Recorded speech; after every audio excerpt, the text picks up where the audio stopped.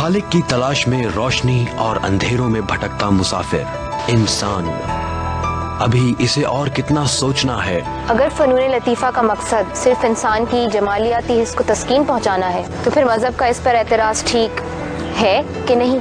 तमाम वाक़यात अगर फितरी असबाब के तहत ही सादिर होते हैं तो फिर सितारों की गर्दिश काबू में रखने वाला कोई खुदा है कि नहीं? अभी इसे और कितना खोजना है।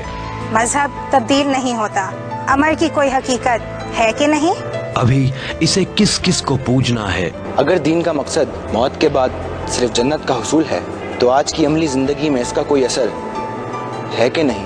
मेरे सारे कॉम्प्रोमाइज़ेस, मेरी सारी अखलाकियात, मेरी सारी इबादत आखिरत में सिर्फ अल्फाज ही रह गए तो इसकी ये जुस्तजू खत्म होगी कभी? गामदी।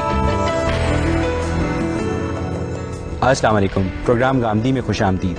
नाज़रीन, आज हम अपने शुरका और मोहतरम जावेद अहमद गामदी की बाहमी गुफ्तगू के जरिए ये जानने की कोशिश करेंगे कि सिन्फ़े नाजुक पे मजहब क्या समाजी असरात मुरतब करता है। क्या वाकई औरत ज़रई इनकलाब से पहले ख़ानदान की सरबरा थी और इस इनकलाब के बाद औरत जायदाद की मानंद मर्द की ज़ाती मिल्कियत ठहरी? क्या वजूद ज़न का तस्वीर कायनात में रंग भरने के अलावा तस्वीर की तामीर में कोई बुनियादी किरदार है या नहीं? अगर अहले कलीसा औरत को ओरिजिनल सिन का जिम्मेदार गर्दानते हैं तो क्या मुसलमान भी आधी गवाही के जरिए औरत को कमतर जानते हैं? यही बहस हमारे आज के इस प्रोग्राम का मौजूए गुफ्तगू है। गांधी साहब, अगर औरत मर्द की खेती है तो क्या समाजी और मजहबी पैराडाइम में मर्द की औरत पे सियादत मुसल्लम है? हम जब किसी चीज़ का मुताला करते हैं तो उसको हमेशा उसके असल पस मंज़र में देखना चाहिए। मज़हब का लफ्ज़ जब आप इस्तेमाल करेंगे तो ज़ाहिर वसी मानी में इस्तेमाल करेंगे। मज़ाहिब वो भी हैं जो इल्हामी मज़ाहिब की हैसियत से पहचाने जाते हैं और मज़ाहिब वो भी हैं जो सूफियाना मज़ाहिब के पस मंज़र से ताल्लुक़ रखते हैं। मैं जब मज़हब की बात करूँगा तो उसके मानी ये हैं कि कुरान मजीद क्या कहता है, रिसालत में आप सल्लल्लाहु अलैहि वसल्लम ने औरत को क्या हैसियत दी है। इस बात से कतई नज़र कि हमारे माशरे ने उसको कैसे देखा, कदीम ज़मानों में उसकी क्या सूरत रही, मजहबी असरात किस हद तक असरअंदाज हुए और किस हद तक असरअंदाज नहीं हुए, हम इसको अलग अलग करके अगर देखेंगे तो शायद तफहीम में आसानी रहेगी। जहाँ तक अल्लाह ताला का ताल्लुक़ है, उसने कुरान मजीद में बिल्कुल वाज़े तौर पर यह बता दिया है कि पूरी इंसानियत को आदम व हव्वा से पैदा किया गया है।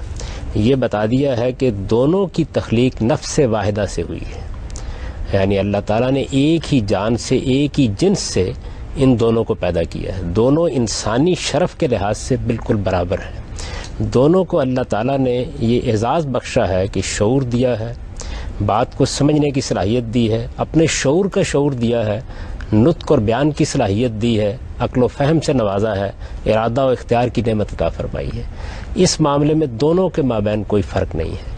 दोनों अपनी खिलकत के लिहाज से अल्लाह के सामने जवाबदेह हैं। दोनों को इस दुनिया में एक अखलाकी किरदार अदा करना है और खालिस फ़लसफ़े और हिकमत की सतह पर कुरान मजीद ने ये बात वाज़ेह कर दी है कि इंसान होने के लिहाज से इन दोनों के माबैन कोई फ़र्क नहीं है।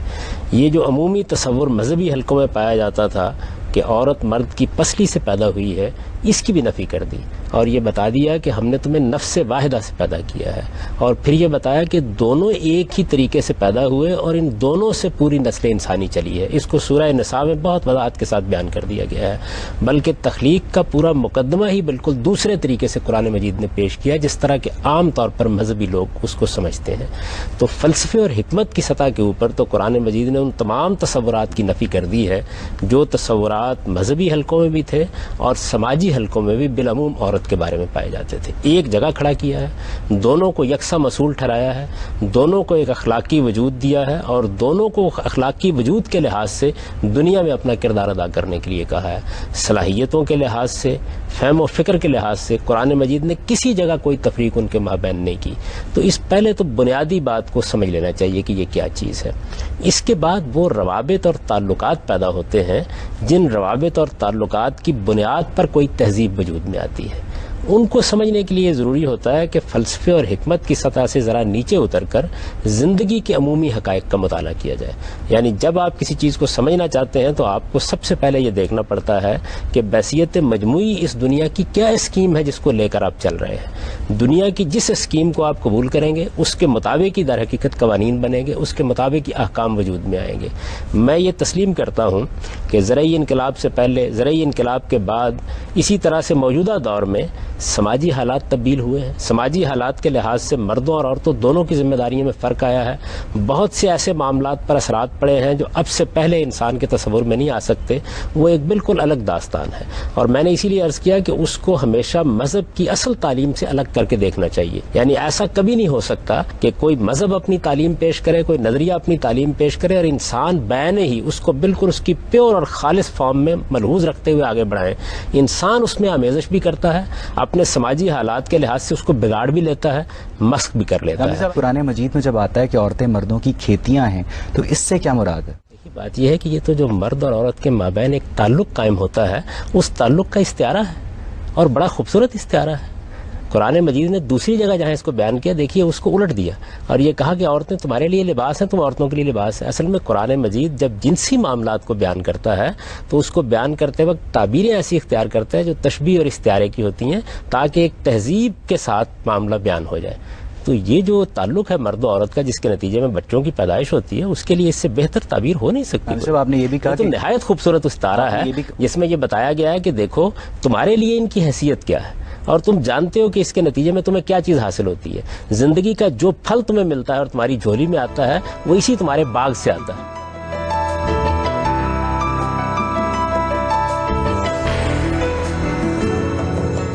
غامدی صاحب آپ نے یہ بھی فرمایا کہ قرآن مجید میں مرد اور عورتیں برابر ہیں۔ تو غامدی صاحب سورہ نساء کی 34ویں آیت میں بیویوں کو شوہروں کا حکم نہ ماننے کی صورت میں مارنے کا حکم دیا گیا ہے، اضربو کا لفظ استعمال ہوا ہے، آپ کیا کہیں گے؟ پہلے تو یہ سمجھ لیجئے بہت اچھی طریقے سے کہ ایک ہے عورت اور مرد کا باہمی تعلق۔ عورت کی حیثیت سے، مرد کی حیثیت سے جو قرآن مجید نے مقام دیا میں نے آپ کو بیان کر دیا۔ میں اسی طرف آ رہا تھا کہ اس سے بات جب ہم آگے بڑھتے ہیں تو آگے بڑھ کر یہ سوال پیدا ہوتا ہے کہ رشتوں کی کیا نوعیت وجود میں آئے گی۔ سب سے پہلی چیز یہ ہے کہ اس دنیا کے اندر انسان کی پیدائش کا معاملہ ایسا ہے کہ وہ آسمان سے 20 سال کی عمر میں نازل نہیں ہوتا اور 50-60 سال کی عمر میں جوانی کے مزے لوٹتے ہوئے رخصت نہیں ہو جاتا۔ انسان ایک ناتواں بچے کے طور پر وجود میں آتا ہے، اٹھ بھی نہیں سکتا، بیٹھ بھی نہیں سکتا، اپنی کوئی خواہش بھی بیان نہیں کر سکتا، اپنی ناگزیر ضرورتوں کو بھی پورا نہیں کر سکتا، کھانے کے لیے محتاج، پینے کے لیے محتاج۔ اس ناتوانی کے ساتھ آپ کبھی جانور کے بچے کو دیکھیں اور اگر آپ نے کبھی دیکھا ہو تو وہ پیدائش کے فوراً بعد 2-3 بار گرتا ہے اور اٹھ کر بھاگ کھڑا ہوتا ہے۔ انسان کے بچے کے اندر یہ صلاحیت پیدا ہونے میں بھی کہیں سال 2 سال لگتے ہیں۔ وہ لڑکپن کے مراحل سے گزرتا ہے، بچپن کے مراحل سے گزرتا ہے، اس کے بعد تعلیم اور تربیت کا محتاج ہوتا ہے، اپنے پاؤں پر کھڑے ہونے کا محتاج ہوتا ہے۔ یہ سارے مراحل سے گزرنے کے بعد جوانی میں آتا ہے اور ارسطو افلاطون بنتا ہے۔ اس کے بعد 20-25 سال نہیں ہوتے کہ اس میں حلال طاری ہونا شروع ہو جاتا ہے۔ ایسی کمزوری پیدا ہوتی ہے کہ بڑھاپے میں بعض اوقات جس کو قرآن نے تعبیر کیا لَا یعلم من بعد علم شیئا، کچھ بھی جانتا نہیں اور بالکل ناتواں بچہ دوبارہ ہو جاتا ہے۔ یہ ہے پورا انسان۔ اس پورے انسان کے لیے ناگزیر تھا کہ کچھ رشتے پیدا کیے جائیں۔ ان رشتوں کے پیدا ہوئے بغیر انسان کی نہ پرورش ہو سکتی، نہ تعلیم و تربیت ہو سکتی، نہ اس کے نفسیاتی مسائل پورے ہو سکتے، نہ اس کی جذباتی تسکین ہو سکتی۔ رشتوں کا نظم جب آپ قائم کریں گے تو آپ کو کوئی ادارہ وجود میں لانا پڑے گا۔ یہ ادارہ خاندان ہے۔ خاندان کے ادارے کو پہلے سمجھ لیجئے کہ کیا یہ انسان کی ضرورت ہے یا نہیں ہے۔ اگر یہ انسان کی ضرورت نہیں ہے تو قرآن مجید کی پوری اسکیم ہی کو آپ الگ رکھ دیجئے، اور اگر یہ انسان کی ضرورت ہے تو پھر میں ایک ایک چیز کے بارے میں آپ کو بتاؤں گا کہ پھر بات کیا بنے۔ ہم یہ مانتے ہیں کہ خاندان انسان کی ضرورت ہے، تو اب آگے بڑھیے۔ رشتے پیدا ہوں گے تو اس ادارے کے اندر کسی کو آپ سربراہ بنائیں گے۔ مثال کے طور پر دیکھیے کہ میری ماں ہے، وہ خاندان کی سربراہ ہے۔ تھوڑی دیر کے لیے آپ تصور کر لیجئے، باپ دنیا سے رخصت ہو گیا ہے، خاندان کی سربراہی میری ماں کو منتقل ہو گئی ہے۔ میری ماں کو جب آپ خاندان کی سربراہی دیں گے، اب عورت اور مرد سے نکل جائیے، مجھے یہ بتائیے کچھ حقوق دیں گے اسے، کچھ اختیارات دیں گے اسے، کچھ فیصلے اسے کرنے ہوں گے، کچھ چیزوں کے بارے میں مجھ پر کوئی فیصلہ اس کا نافذ ہوگا۔ کٹ دا لانگ سٹوری شارٹ، اس کا مطلب یہ ہوا کہ شوہر کو یہ اختیار حاصل ہے کہ وہ بیوی پہ تشدد کر سکے۔ یہ آگے بڑھیں گا، اب میں بتاؤں گا آپ کو کیا چیز ہے جس کو آپ جب اس کو اس کے اصل شاخ سباق سے ہٹا دیتے ہیں صورتحال بالکل تبدیل ہو جاتی ہے۔ خاندان کا نظم جب قائم کیا جاتا ہے، یعنی ایک مرد و عورت یہ فیصلہ کرتے ہیں کہ ہمیں میاں اور بیوی کی حیثیت سے رہنا ہے۔ پہلے یہ سمجھ لیجئے کہ میاں اور بیوی کا رشتہ در حقیقت ایک ادارے کو وجود میں لانا ہے. یہ محض آزادانہ جنسی تعلق قائم کرنا نہیں ہے. اگر انسان کے بچے کو پرورش پانی ہے, لڑکپن اور اس کے مراحل سے گزرنا ہے, اخراجات کی ذمہ داری کسی آدمی کے اوپر رکھنی ہے, تو پھر اس ادارے کو قائم کرنا پڑے گا. اس میں یہ فیصلہ کرنا ہوتا ہے کہ جب میاں اور بیوی نے یہ رشتہ قائم کیا ہے تو اس میں سربراہ کی حیثیت کس کو حاصل ہوگی. جس طرح جس وقت بچے پیدا ہوتے ہیں تو باپ کو ایک درجے کی برتری حاصل ہو جاتی ہے, بچے پیدا ہوتے ہیں تو ماں کو ایک درجے کی برتری حاصل ہو جاتی ہے ان کے اوپر. بالکل اسی طریقے سے جس وقت میاں اور بیوی کا رشتہ قائم ہوتا ہے تو اس میں یہ فیصلہ کرنا ہوتا ہے کہ اس کا سربراہ کون ہوگا ادارے کا. آپ عورت کو بھی سربراہ بنا سکتے ہیں, مرد کو بھی سربراہ بنا سکتے ہیں. قرآن نے یہ فیصلہ سنایا ہے کہ خاندان کے ادارے کو خلقی صلاحیتوں کے اعتبار سے مرد کی سربراہی میں دینا چاہیے. شوہر اور بیوی کا تعلق ہے جو بیان ہو رہا ہے, پہلے اس تعلق کو سمجھ لیجئے بہت اچھی طرح. اس تعلق کو قائم کرنے کے نتیجے میں آپ دیکھیے ذمہ داری اس پر کیا ڈالی گئی ہے. تمام اخراجات کی ذمہ داری اس پر ہے, کما کر اسے لانا ہے. بیوی کو کمانے سے روکا نہیں جا رہا لیکن اس پر ذمہ داری نہیں ہے. اگر وہ کما کر نہیں لاتا, ذمہ داریاں پوری نہیں کرتا تو مسئول اور جواب دہ ٹھہرایا جائے گا. یہ جو مقام ہے اس کا, اس مقام کے لحاظ سے اسے کچھ اختیارات دیے گئے ہیں. ان اختیارات میں ایک مسئلہ پیدا ہوتا ہے. وہ مسئلہ یہ پیدا ہوتا ہے کہ بعض اوقات ایک عورت ایک مرد سے شادی کر لیتی ہے, بچے پیدا ہو گئے, گھر بن گیا, اس کے بعد وہ گھر کو ماننے سے انکار کر دیتی ہے, گھر کی ذمہ داریوں کو پورا کرنے سے انکار کر دیتی ہے, وہ شوہر کو شوہر تسلیم کرنے سے انکار کر دیتی ہے. یہ حادثہ روز ہوتا ہے, ہماری سوسائٹی کے اندر ہو جاتا ہے. جب یہ مسئلہ ہو جائے تو کیا کیا جائے؟ شوہر کے لیے کیا یہ رسپیکٹیبل نہیں ہے کہ وہ اسے طلاق دے دے؟ جی میں وہی اسی جانب آ رہا تھا. یعنی اب یہ صورتحال پیدا ہو گئی. اس صورتحال میں ایک آدمی کیا کرے؟ طلاق دے دے؟ ہر حال میں یہ ممکن نہیں ہوتا. بچے ہوتے ہیں, ان کی ذمہ داریاں ہوتی ہیں, آپ نے بہت سی کمٹمنٹ کی ہوتی ہیں. بعض اوقات بچیاں ہوتی ہیں جن کو کل گھر سے اٹھانا ہے, ان کی ذمہ داریاں ہوتی ہیں. اصل میں جب ہم بیٹھ کر یہ بات کرتے ہیں تو ہم یہ خیال کرتے ہیں کہ سب کچھ ہماری خواہش کے مطابق ہوگا. سوسائٹی گرد و پیش میں موجود ہوتی ہے. اس میں قرآن مجید نے مرد کو یہ بتایا کہ اب اس کی اصلاح کرنے کی کوشش کرو, طلاق سے پہلے اس کی اصلاح کرنے کی کوشش کرو. یہ اصلاح کرنے کی کوشش کو ایک پورے پروسیجر میں ڈال دیا. یعنی یہ یوں نہیں ہے کہ تشدد کرنے کے لیے. قرآن مجید نے یہ حق عورت کو بھی کیوں نہیں دیا؟ میں عورت کے اوپر بھی بتاتا ہوں تو وہ اس کی اصلاح کرنے جی میں عرض کرتا ہوں عورت کو بھی دیا. لیکن سر قرآن مجید نے یہ نہیں کہا بیوی کو کہ وہ مرد کو مار سکتی ہے, لیکن مرد کو کہا کہ وہ بیوی کو مار سکتی ہے. میں ایک ایک سوال کا جواب دوں گا آپ کا, پہلے ذرا مجھے گزارش کر لینے دیجیے.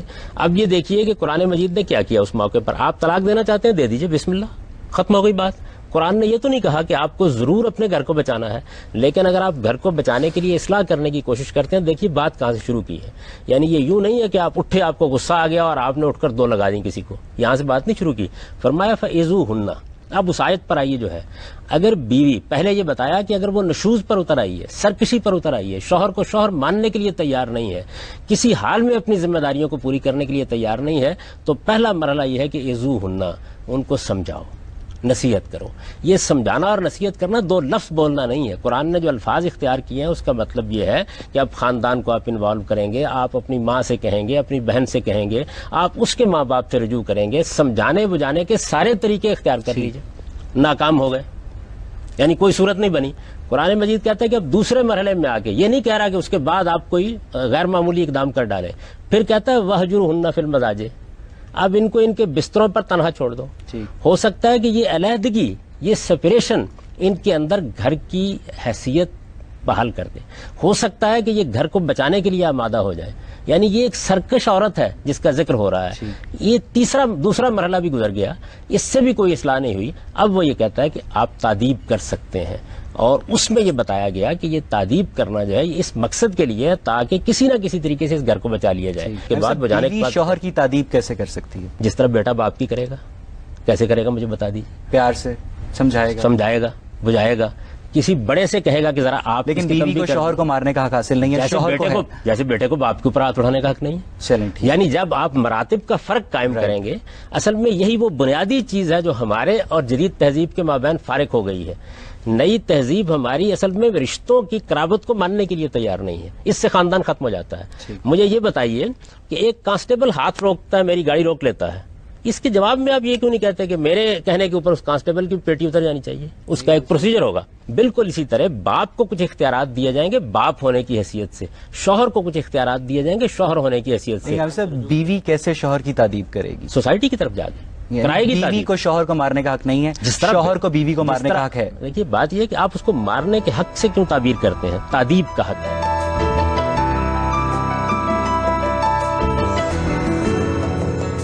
ٹھیک ہے کام صاحب، یہاں سے ہم گفتگو کو آڈینس پہ لے کے چلیں گے. جی آپ پوچھیں. میرا سوال جو ہے طلاق کے حوالے سے ہے کہ مغرب میں تو ہر انسان کو، ہر عورت، ہر مرد کو طلاق دینے کی اجازت ہے، لیکن ایز اے مسلم وومن، ایک مسلم عورت کو وہ آج کل کے زمانے میں وہ باشعور ہے، وہ تعلیم یافتہ ہے، اس کو عقل سے نوازا گیا ہے، آپ نے خود ہی کہا، لیکن دیر از نو برابری نہیں ہے مرد اور عورت کے اندر اس بارے میں، کیونکہ عورت جو ہے خلا مانگ سکتی ہے لیکن وہ طلاق دے نہیں سکتی. تو اس بات میں برابری کہاں پر آئی؟ جب ہم کوئی ادارہ میری بہن قائم کرتے ہیں تو اس ادارے میں کسی کو سربراہ بناتے ہیں، چنانچہ اس ادارے سے اگر الگ ہونا تو کیا کرتے ہیں، وہ برطرف کرتا ہے، ہم استعفیٰ دیتے ہیں. تو میوچل انڈرسٹینڈنگ ہوئی. جی ایسا نہیں ہے نا، یہی تو بنیادی بات ہے. اصل میں یہی وہ چیز ہے کہ آپ اصل میں خاندان کے ادارے کو ادارہ ماننے کے لیے تیار نہیں ہیں. میاں اور بیوی کا رشتہ اصل میں ایک پورا ادارہ ہے خاندان کا قائم کرنا. اس میں کچھ فیصلے کرنے ہیں، اس میں بچوں کے اخراجات اٹھانے ہیں، اس کے اندر اخراجات کی معاشی ذمہ داریوں کو ہر حال میں جواب دہ ٹھہرانا ہے. جس وقت مرد طلاق دیتا ہے تو آپ نان و نفقے کا مقدمہ لے کے اس کے خلاف جاتی ہیں، یہ کہتی ہیں میں اپنے اخراجات خود پورے کر لوں گی. بچوں کا اخراجات اس سے مانگتی ہے نا.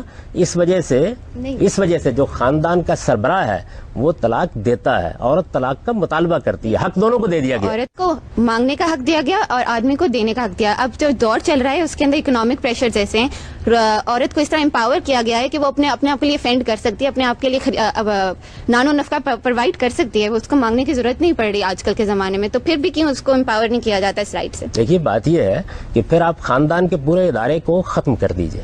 پھر یہ کہیے کہ ایک مرد و عورت نے فیصلہ کیا کہ وہ اکٹھے رہیں گے، جنسی تعلق قائم کریں گے، بچے پیدا ہوں گے، جی چاہے تو اس کو باہر پھینک دیں، جی چاہے تو کوئی اس کی ذمہ داری اٹھائے. بچے نے اگر فیس لینی ہے تو وہ 500 روپے باپ سے لے گا اور 500 روپے ماں سے مانگے گا. اس سے خاندان کا ادارہ چلے گا. کسی ادارے کو چلانے کے لیے آپ کو سب سے پہلے، میں نے اسی لیے دیکھیے بہت تمہید میں یہ بات عرض کر دی تھی کہ آپ خاندان کے ادارے کو مانتے ہیں یا نہیں مانتے. انسان کی خاندان کا ادارہ ضرورت ہے یا نہیں ضرورت؟ اگر خاندان کا ادارہ ضرورت ہے تو پھر لازماً اس کا ایک سربراہ بنانا پڑے گا. اور جب آپ سربراہ بنائیں گے، جس طرح آپ ریاست میں سربراہ بناتے ہیں، کیا دور جدید میں آ کے ریاست ختم ہو گئی ہے؟ سربراہی ختم ہو گئی ہے؟ جب آپ کسی کو سربراہ بنائیں گے کسی ادارے کا تو اس کو برطرفی کا اختیار دیں گے اور جو لوگ اس کے ساتھ کام کر رہے ہیں ان کو استعفے کا اختیار دیں گے. ہمیشہ یہی ہوگا. اگر آپ اس ترتیب کو الٹیں گے تو اس کا نتیجہ کیا نکلے گا؟ آپ دیکھیں مرد کو کتنے مسائل دوچار ہوتے ہیں. جس وقت وہ طلاق کا فیصلہ کرتا ہے اسے دیکھنا ہوتا ہے کہ اگر میں کچھ دے دلا چکا ہوں تو اس کا کیا ہوگا، میں اگر کوئی جائیداد اس کے نام کر چکا ہوں تو اس کی کیا صورت ہوگی، بچے اگر موجود ہیں تو ان کا نانا نفقہ کون اٹھائے گا، اگر یہ گھر میں چلی جاتی ہے تو ان کی پرورش کون کرے گا. یہ سارے جتنے فیصلے مرد کو کرنے ہوتے ہیں عدالت اس کو کٹہرے میں کھڑا کر لیتی ہے. عورت مطالبہ کر رہی ہوتی ہے، اس موقع کے اوپر آپ یہ کیوں نہیں کہتی کہ آپ جائیے اپنے اخراجات پورے کر لیجیے؟ ہم جاتے ہیں اپنے اخراجات پورے کر لیتے ہیں. حقوق مانگنا آسان ہے، حقوق دینے بھی پڑیں گے. ٹھیک ہے. تو اس وجہ سے جس وقت آپ ادارہ قائم کرتے ہیں تو ادارے کے اندر یہ کسی جگہ کسی ادارے میں نہیں ہوتا. میں اگر کہیں ملازمت کرنے کے لیے جاؤں گا، جو سربراہ ادارہ ہے وہ مجھ سے برتر نہیں ہو گیا، لیکن جب میں نے اس کو باس تسلیم کر لیا تو وہ پھر مجھے برطرف کرے گا. مجھے اگر الگ ہوگا نا تو استعفیٰ دوں گا میں. ٹھیک. جی آپ پوچھیں. سر آپ نے بات کی تھی کہ مرد کو مطلب عورت تعبیر نہیں کر سکتی، مطلب اس کا ڈفرینٹ ایسپیکٹ دکھایا جاتا ہے. پھر آپ نے اگزامپل دیا کہ ایک فادر اور سن کے درمیان میں ریلیشن شپ.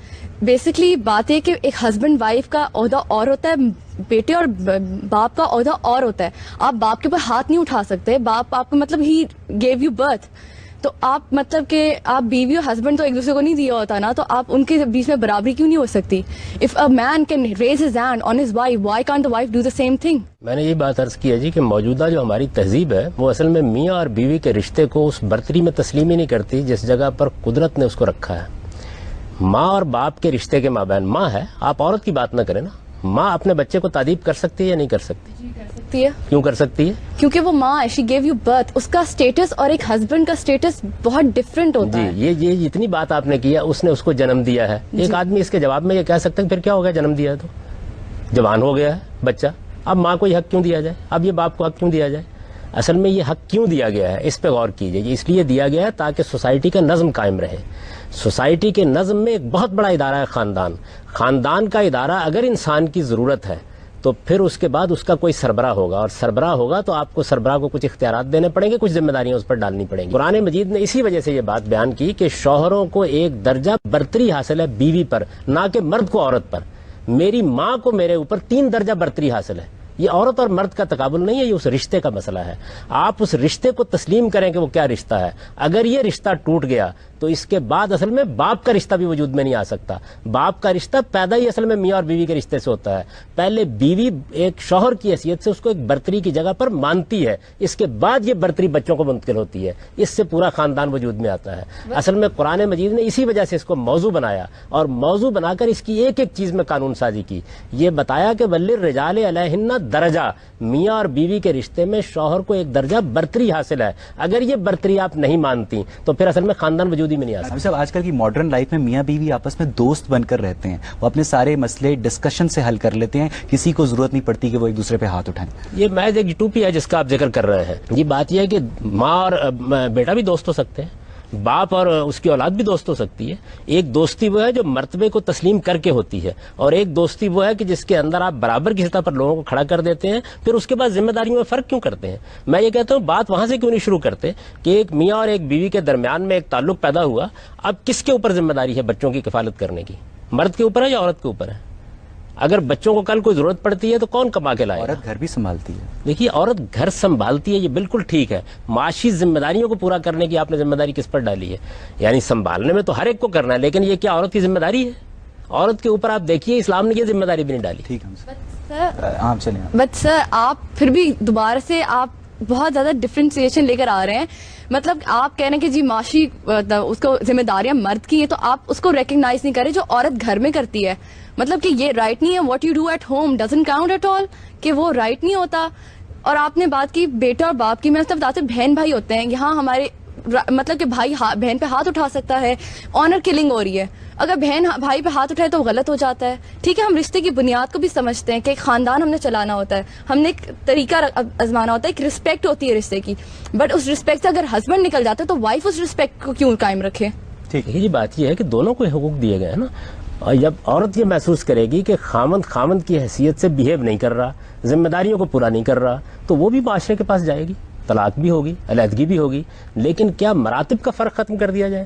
میرا باپ ایک غلط روش اختیار کرنے والا آدمی بن گیا، اس نے گھر کے اندر ایک طوفان بدتمیزی برپا کر رکھا ہوا ہے، اس کے رویے غلط ہو گئے ہیں. اس کے بعد بیٹے کو حق دیا جائے کہ وہ باپ کی جو عزت اور احترام ہے اس کو ختم کر کے آگے بڑھ جائے؟ نہیں، وہ الگ بھی ہوگا تو اس کا ایک قاعدہ اور ضابطہ ہوگا. تو عورت کو بھی حقوق حاصل ہے، مرد کو بھی حقوق حاصل ہے. لیکن خاندان کے ادارے میں آپ فیصلہ کیجئے کہ اگر یہ ادارہ بنانا ہے تو اس کی سربراہی کس کے پاس ہونی چاہیے؟ عورت کو دے دیجئے. میں یہ کہتا ہوں عورت کو دے دیں، میں عورت کے لیے وہی حقوق مانوں گا. اس کی وجہ یہ کہ جب آپ کو ادارہ بنائیں گے اور اس کی سربراہی کسی کے ہاتھ میں دیں گے، آپ کو کچھ حقوق دینے پڑیں گے، اس کو کچھ اختیارات اس کے لیے ماننے پڑیں گے، ورنہ ادارہ قائم نہیں ہو سکتا.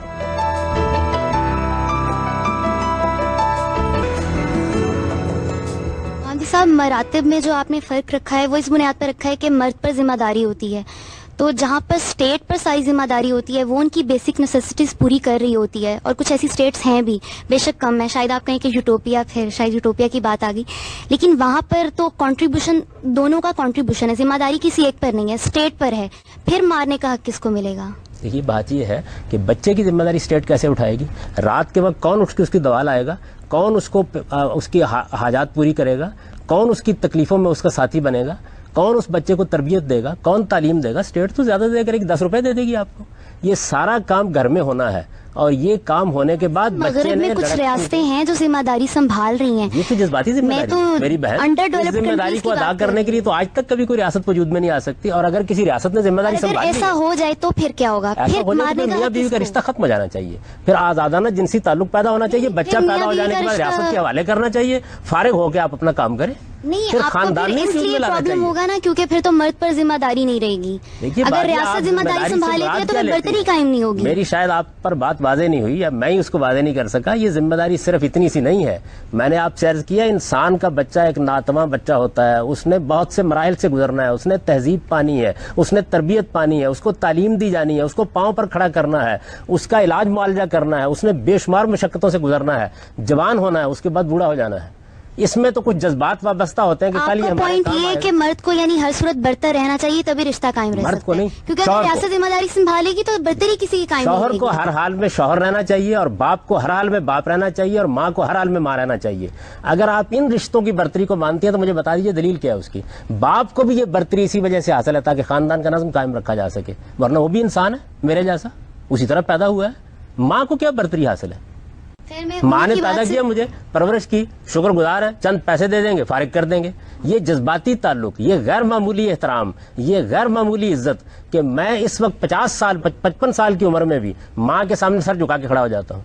ये मेरी तहजीब है और ये तहजीब मुझको उस मजहब ने सिखाई है जिसने मुझे ये बताया है कि माँ का मर्तबा तुमसे कितना बुलंद है। आप असल में औरत और मर्द की बहस से निकलिए, ये रिश्तों की बहस है। सर आप बार बार ये कह रहे हैं कि मर्द की जिम्मेदारी, सारी जिम्मेदारी मर्द के ऊपर। आप दवा की बात करते हैं, आप ये बताएं जो माँ रात रात जाग के बच्चे के साथ रहती है उसकी जिम्मेदारी नहीं, एक बीवी के तहत वो जब हस्बैंड के लिए सारा दिन इंतजार करती है, उसका घर साफ करके, उसकी जिम्मेदारी काम नहीं करती। आप सिर्फ एक मर्द और एक शौहर, एक बाप की जिम्मेदारी की बात कर रहे हैं कि मायशी जिम्मेदारियां सिर्फ सब कुछ नहीं होती, एक इमोशनल अटैचमेंट होती है, एक साथ देना होता है, एक सपोर्ट होती है, एक हेल्प होती है, गाइडेंस होती है। ये औरत करती है, घर में बच्चा पालती औरत है, मर्द नहीं पालता, वो बाहर काम कर रहा होता है। तो don't you count that as a responsibility, a full fledge job? ठीक है, उसमें पेमेंट नहीं मिलती, आपको पैसे नहीं मिलते, मगर वो एक बहुत चीज काउंट करती है।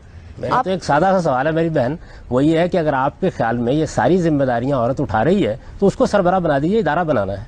और जिस वक्त आप उसको सरबराह बनाएंगी, जैसे माँ बन जाती है बाप के दुनिया से रुखसत हो जाने के बाद, उसको तमाम इख्तियारात मुंतकिल करने पड़ेंगे।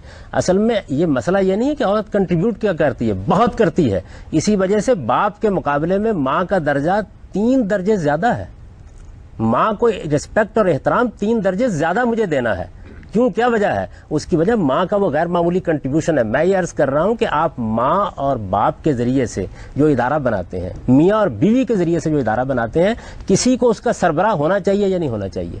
अगर आप किसी को सरबराह बनाएंगे तो देखिए 2 चीजें लाजमन करेंगे। जिसको सरबराह बनाएंगे माशी जिम्मेदारी उस पर डालेंगे और उसको इख्तियार देंगे कि वो घर का नज़्म व नस्क कायम रखे, वो खानदान का नज़्म व नस्क कायम रखे, वो इदारे का नज़्म व नस्क कायम रखे। आप मुझे बताइए, रियासत में आप ये फैसला क्यों करते हैं? क्या रियासत में हम कंट्रीब्यूट नहीं करते? एक आम आदमी की हैसियत से एक मजदूर कंट्रीब्यूट नहीं करता, एक जज कंट्रीब्यूट नहीं करता? आप रियासत के निज़ाम में एक शख्स को सरबराह बनाते हैं, जैसे ही सरबराह बनाते हैं कुछ इख्तियारात देते हैं। पहली चीज ये है कि आपके नजदीक मियाँ बीवी का जो रिश्ता है, इससे कोई इदारा वजूद में लाना है या ये रिश्ता महज मोहब्बत का रिश्ता है जिसमें एक ताल्लुक पैदा होना और उसके बाद खत्म हो जाना है? पहले ये बुनियादी फैसला करना है। जरूरी है कि कोई सरबराह बने, मियाँ बीवी 2 सरबराह नहीं बन सकते। और स्टेट का आपने एग्जाम्पल दिया, इस वक्त आप देख रहे हैं कि जुडिशरी का इतना बड़ा इशू बना हुआ है। वो क्यों मांग रहे हैं? क्योंकि एक चेक एंड बैलेंस रखने की जरूरत है। सिर्फ अगर आप हेड ऑफ द स्टेट बना दो, मुशर्रफ साहब जो हेड ऑफ द स्टेट बन गए थे, उन पे चेक ऑफ बैलेंस रखने का किसका हक था? मतलब कौन करता? आप सिर्फ एक बंदा तो नहीं कर सकता। You need your judiciary, parliament होता है, डिफरेंट लोग होते हैं जो क्वेश्चन कर सकते हैं कि आप ये क्यों कर रहे हैं। आप उनके, क्योंकि सरबराह होने का ये मतलब तो नहीं कि वो परफेक्ट है, जो कर रहे हैं वो परफेक्ट है। बीवी और हस्बैंड जरूरी नहीं कि एक सरबराह बने, दोनों एक बांट के अगर अपनी जिम्मेदारी बांटे उस तरीके से चले। अच्छी बात आपने की, यानी सरबराह तो बनाना पड़ेगा लेकिन चेक और बैलेंस का निजाम कायम करना पड़ेगा। यही कुरान ने कायम किया है। यानी एक तरफ उसको सरबराही दी है, दूसरी तरफ उस पर कुछ जिम्मेदारियां डाली हैं, मुआशरे को इन्वॉल्व किया है, उसकी तादीब के इंतजामात किए हैं, ये बताया है कि अगर वो सरकशी इख्तियार करे तो सोसाइटी को क्या किरदार अदा करना चाहिए। ये चेक एंड बैलेंस ही है। जब सरबराह होगा चेक एंड बैलेंस का निज़ाम जरूर बनाया जाएगा, लेकिन कुछ इख्तियारात उसको दिए जाएंगे। वो इख्तियारात दिए बगैर नज़्म इज्तिमाई नहीं चल सकता। मियाँ और बीवी का ताल्लुक अगर दोस्ती पर मबनी ताल्लुक है तो घर और ख़ानदान का निज़ाम नहीं बन सकता। सर काइंडली आपने ख़ानदान के इदारे की बात की, आप ये वजाहत करना पसंद करेंगे कि अगर ख़ानदान के इदारे में आपने इसके 2 रुकन बताए हैं, आपने औरत का भी हक बताया है, आपने मर्द की भी सरबराही बताई है, तो जब गवाही देने लगते हैं तो वो तो एक माशरती मामला है, वहाँ औरत की गवाही आधी क्यों है? जब विरासत दी जाती है तो औरत को पूरी विरासत क्यों नहीं दी जाती, वहाँ ये आधा क्यों है? दोनों बातें सही नहीं है। देखिए, सबसे पहले तो गवाही के मसले को समझ लीजिए। गवाही का मामला ये है कि एक गवाही वो है जो वाकयाती बुनियाद पर दी जाती है। कोई डाका पड़ा है, कोई चोरी हो गई है, उसमें अदालत गवाह तलब करती है। उस मौके पर कौन मौजूद था? हो सकता है मर्द हो सकता है औरत हो सकता है कोई बच्चा हो सकता है कोई गवाह ना हो, सर्कमस्टांशियल एविडेंस हो। आपने देखा होगा ताज़ीरात हिंद में एक वाकया बयान होता है जिसमें एक बैल की गवाही पर फैसला कर दिया गया। तो सर्कमस्टांशियल एविडेंस की बुनियाद पर बाज़ औक़ात वो फैसले किए जाते हैं कि जो गवाही की बुनियाद पर भी नहीं होते। इसलिए इस्लाम ने भी उसमें कोई मुदाखलत नहीं की। یہ قاضی کی ثوابدید پر چھوڑ دیا. پہلے پوری بات سن لیجئے. یہ قاضی کی ثوابدید پر چھوڑ دیا ہے کہ وہ کس کو گواہ کی حیثیت سے قبول کرتا ہے. کسی معاملے میں عورت اور مرد کی, بچے اور بوڑھے کی کوئی تفریق نہیں کی. صرف یہ بات کہی ہے کہ یہ قاضی کا کام ہے وہ فیصلہ کرے کسی کی گواہی قبول کرتا ہے, کس کی گواہی قبول نہیں کرتا. گواہی کی ایک دوسری صورت وہ ہوتی ہے جس میں میں کوئی دستاویز لکھتا ہوں, اس کا قانون سے کوئی تعلق نہیں ہوتا. مجھے ایک معاملہ کرنا, میں نے آپ سے چند پیسے ادھار لیے ہیں, میں نے کوئی مکان کا سودا آپ سے کیا, مجھے ایک دستاویز لکھنی ہے. اس دستاویز کو لکھتے وقت قرآن مجید یہ کہتا ہے کہ گھر میں کام کرنے والی عورتوں کو اس میں ملوث نہ کرو, بہتر یہ ہے کہ مردوں کو گواہ بنا لو. یہ بالکل ایک دوسری چیز ہے, یہ تو ایک معاشرتی ہدایت ہے, اس کا کوئی تعلق قانون سے نہیں ہے. نہ قانون اور عدالت میں کسی آدھی گواہی کا یا پوری گواہی کا کوئی سوال ہے. قاضی کا کام ہے وہ گواہی قبول کرے, قاضی کا کام ہے گواہی کو رد کر دے. ہو سکتا ہے 10 مرد ایک عورت کے خلاف گواہی دے, اور پھر گواہی تو آج دنیا میں بہت تبدیل ہو گئی. آپ تو آپ کی انگلیوں کے نشانات گواہی دے رہے ہیں, کیمرہ گواہی دے رہا ہے, میڈیکل رپورٹ گواہی دے رہی ہے, پوسٹ مارٹم کا نتیجہ گواہی دے رہا ہے. تو یہ معاملات جتنے ہیں یہ سب قاضی کی ثواب جائیداد والی بات. قرآن مجید کی جو آیت ہے اس کا کوئی تعلق قانون سے نہیں ہے, کوئی تعلق عدالت سے نہیں ہے. وہ مجھے اور آپ کو بتا رہی ہے کہ گھر میں جو کام کرنے والی خواتین ہیں ان کو عدالتوں میں گھسیٹنے سے اجتناب کریں.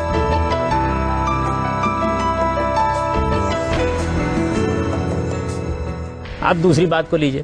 دوسری بات یہ ہے کہ وہاں پر بھی غلط فہمی کیا ہوتی ہے, عورت اور مرد کا تقابل کیا جاتا ہے. آپ میراث کا پورا قانون پڑھیے سورہ نساء میں, اس میں ماں اور باپ کا حصہ بالکل برابر ہے. اگر عورت اور مرد کی بنیاد پر قرآن تفریق کر رہا تھا پھر تو ماں کا حصہ باپ سے کم ہونا چاہیے تھا. قرآن مجید کہتا ہے وَلِكُلِّ وَاحِدٍ مِّنْهُمُ السُّدُسُ, ماں کا بھی 1/6 ہے اور باپ کا بھی 1/6 ہے.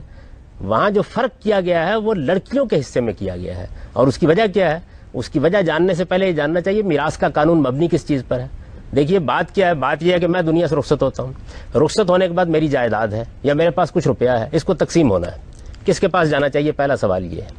عام طور پر انسانی عقل کہتی ہے کہ قریبی رشتہ داروں کے پاس جانا چاہیے. قریبی رشتہ دار کون کون سے ہیں؟ آپ کی اولاد ہوگی, آپ کے ماں باپ ہوں گے, آپ کے بہن بھائی ہوں گے. ان کو تقسیم کرنے کے لیے کس تناسب سے دیا جائے اس کا فیصلہ کرنے کے لیے انسانی عقل کے پاس کوئی بنیاد موجود نہیں ہے. چنانچہ اللہ تعالیٰ نے اپنا قانون دیا. قانون دینے سے پہلے قرآن مجید نے یہ بتایا کہ قانون میں اب یہ حصے تقسیم کرنے کس بنیاد پر ہوں گے. تو فرمایا اقرب و نفن کی بنیاد پر ہوں گے, یعنی کس کی منفعت تمہیں زیادہ پہنچتی ہے. تو چونکہ لڑکیوں کی منفعت شادی کے بعد ان کے شوہر اور سسرال کو منتقل ہو جاتی ہے, اس وجہ سے لڑکوں کا حصہ زیادہ رکھا گیا ہے. اس کا بھی عورت اور مرد سے کوئی تعلق نہیں ہے. اگر عورت شادی نہیں کرتی, اور جس طرح آپ نے پہلے کہا کہ گھر میں بیٹھنے والی عورتوں کے ساتھ یہ معاملات طے نہ کرو, اگر عورت بھی سوسائٹی میں جاتی ہے تو کیا یہ معاملات بدل جائیں گے؟ جی بالکل, وصیت کا کسی لیے دیا گیا ہے. سب سے پہلے یہ بتایا گیا ہے کہ تم پہلے اپنے حالات دیکھو. اپنے حالات کے لحاظ سے اگر کسی کا حق زیادہ ہے, کسی کی خدمت زیادہ ہے, کسی کی ضرورت زیادہ ہے, یعنی عین ممکن ہے نا کہ آپ نے 2 بچوں کی شادی کی, ان کو پڑھایا لکھایا, ان کو سیٹل کر دیا. آپ کا ایک چھوٹا بچہ ہے تو اس کی ضرورت ہے یہ کہ اس کی تعلیم ہو, آپ اس کے لیے وصیت کر رہے ہیں, آپ اپنی بیٹی کے لیے وصیت کر رہے ہیں. تو پہلے یہ بتایا کہ اپنے حالات کو دیکھ کر وصیت کرو. وصیت کر دینے کے بعد اگر آپ نے اپنے حالات کے لحاظ سے اور اس شخص کے حالات کے لحاظ سے دے دیا ہے, اب اللہ تعالیٰ کی تقسیم سامنے آئے گی, اور اللہ کی تقسیم پھر اس عمومی اصول پر ہوگی جو اس دنیا کے اندر کار فرما. آپ پوچھیں. سر جس طرح سے آپ کہہ رہے ہیں کہ اسلام میں عورتوں کو بالکل صحیح حقوق دیے گئے ہیں, تو پھر سر آج دنیا میں ہم لوگوں کو بتانے میں اتنا ناکام کیوں ہو رہے ہیں؟ آج کیوں ویسٹرن میڈیا اتنا اس بات کو مطلب اس بات کو ایشو کو اٹھا رہا ہے کہ عورتوں کو حقوق نہیں دیے جا رہے؟ اسلام اس قدر بدنام کیوں ہو گیا پھر؟ دیکھیے بات یہ ہے کہ اس کی 2 وجوہ ہیں. ایک وجہ تو یہ ہے کہ خود اسلام کو پیش کرنے والے لوگوں نے اس کو اس کی صحیح اسپرٹ سے پیش ہی نہیں کیا, ایک وجہ یہ ہے. اور دوسری وجہ یہ ہے کہ مغربی تہذیب اور مغربی ذہن کا ارتقاء اس طریقے سے ہوا کہ وہ خاندان کے ادارے کو تسلیم نہیں کرتے. اصل میں خاندان کے ادارے کو تسلیم کریں, قانون بالکل اور بنتا ہے. ان کے ہاں بنیادی اصول یہ ہے کہ ایک مرد و عورت نے تعلق پیدا کیا, بچہ پیدا ہوا, اس کے بعد ٹھیک ہے پرورش ہو جائے گی اس کی. اسلام بچے کو ماں اور باپ سے محروم نہیں کرنا چاہتا, بوڑھے والدین کو ان کی اولاد سے محروم نہیں کرنا چاہتا. میں نے اسی وجہ سے تمہید میں یہ عرض کیا تھا کہ اگر انسان ناتواں پیدا نہ ہوتا اور بڑھاپے کی عمر کو نہ پہنچتا, جوانی میں آتا اور جوانی میں رخصت ہو جاتا, تو مرد و عورت کے آزادانہ اور برابری کے جنسی تعلق کی بنیاد پر نظام بنتا. پھر اللہ تعالیٰ یہ قانون نہ بناتے. بچے کو تحفظ دینے کے لیے اور بوڑھے کو بچے فراہم کرنے کے لیے یہ پورا کا پورا نظم بنایا گیا ہے. اس نظم کو اصل میں سمجھنے کے لیے لوگ تیار نہیں ہیں. اس میں فرق مراتب قائم کیا گیا ہے, باپ کا رشتہ قائم کیا گیا, ماں کا رشتہ قائم کیا گیا, بڑے بھائی اور بڑی بہن کا رشتہ، میری بڑی بہن ہے، میری بڑی بہن کی حیثیت سے میری ماں کے برابر ہے، وہ میرے منہ پر تھپڑ مار دیتی ہے، وہ مجھے تنبیہ کرتی ہے، وہ مجھے تادیب کرتی ہے، میں اس کو اپنی عزت سمجھتا ہوں. یہ اصل میں وہ تہذیب تھی جو اسلام نے قائم کی. اس تہذیب کو جب تک آپ پوری طرح نہیں سمجھ لیں گے، نہ آپ کی سمجھ میں بیوی اور میاں کا رشتہ آئے گا، نہ اولاد اور والدین کا آئے گا. مغرب میں تو والد کا بھی تادیب کا حق ختم کر دیا گیا ہے. تو یہ بات ہمیں سمجھانی ہے. میں آپ سے گزارش کروں گا ایک لمحے کی، ہماری تہذیب میں اور ان کی تہذیب میں 3 بنیادی فرق ہیں، ان کو نوٹ کر لیجئے. اس پر ہمیں لڑنا ہے اور جنگ کرنی ہے پوری قوت کے ساتھ. ایک فرق مراتب کا، ہم رشتوں میں فرق کے قائل ہیں، اس کو انسانیت کی ضرورت سمجھتے ہیں، یہ جانتے ہیں کہ اس کے بغیر انسانیت برباد ہو جائے گی اگر یہ فرق قائم نہ رکھے گئے. فرق مراتب کے ساتھ ہم چونکہ خاندان کا ادارہ قائم کرتے ہیں تو دوسرا اصول ہمارا حفظ فروج ہے. ہم بدکاری کو کسی حال میں گوارا کرنے کے لیے تیار نہیں ہیں. اور تیسری چیز یہ ہے کہ ہم اپنی سوسائٹی سے بیگانہ نہیں ہوتے، ہم امر بالمعروف اور نہی عن المنکر کے اصول کے اوپر برائی کو چاہتے ہیں کہ وہ ختم ہو اور بھلائی کو چاہتے ہیں کہ وہ فروغ پائے. ان کو اصل میں مغربی ذہن قبول کرنے کے لیے تیار نہیں. صاحب اگر ایک مسلمان مرد کو اہل کتاب عورتوں سے شادی کی اجازت ہے تو پھر سورہ بقرہ کی 221ویں آیت کے مطابق مگر ایک مسلمان عورت کو اہل کتاب مردوں سے شادی کی اجازت نہیں ہے، کیوں؟ یہ بات یہ ہے کہ اسلام شادی کے معاملے میں آپ سے چاہتا ہے کہ آپ اپنی توحید کے معاملے میں حساس ہوں. توحید اور شرک کا معاملہ ایسا نہیں ہے کہ جس کو آپ کوئی مذہبی اختلاف یا معمولی چیز سمجھیں. اس کائنات کا ایک پروردگار ہے یا اس کائنات کے 10 پروردگار ہیں. توحید اور شرک ایک بستر پر اکٹھے نہیں ہونے چاہیے. اگر کوئی آدمی توحید کے بارے میں حساس ہے تو وہ اسلام سے پوچھے بغیر اس معاملے میں احتیاط کرے گا. چنانچہ شرک کے ساتھ آپ اکٹھا نہیں کر سکتے.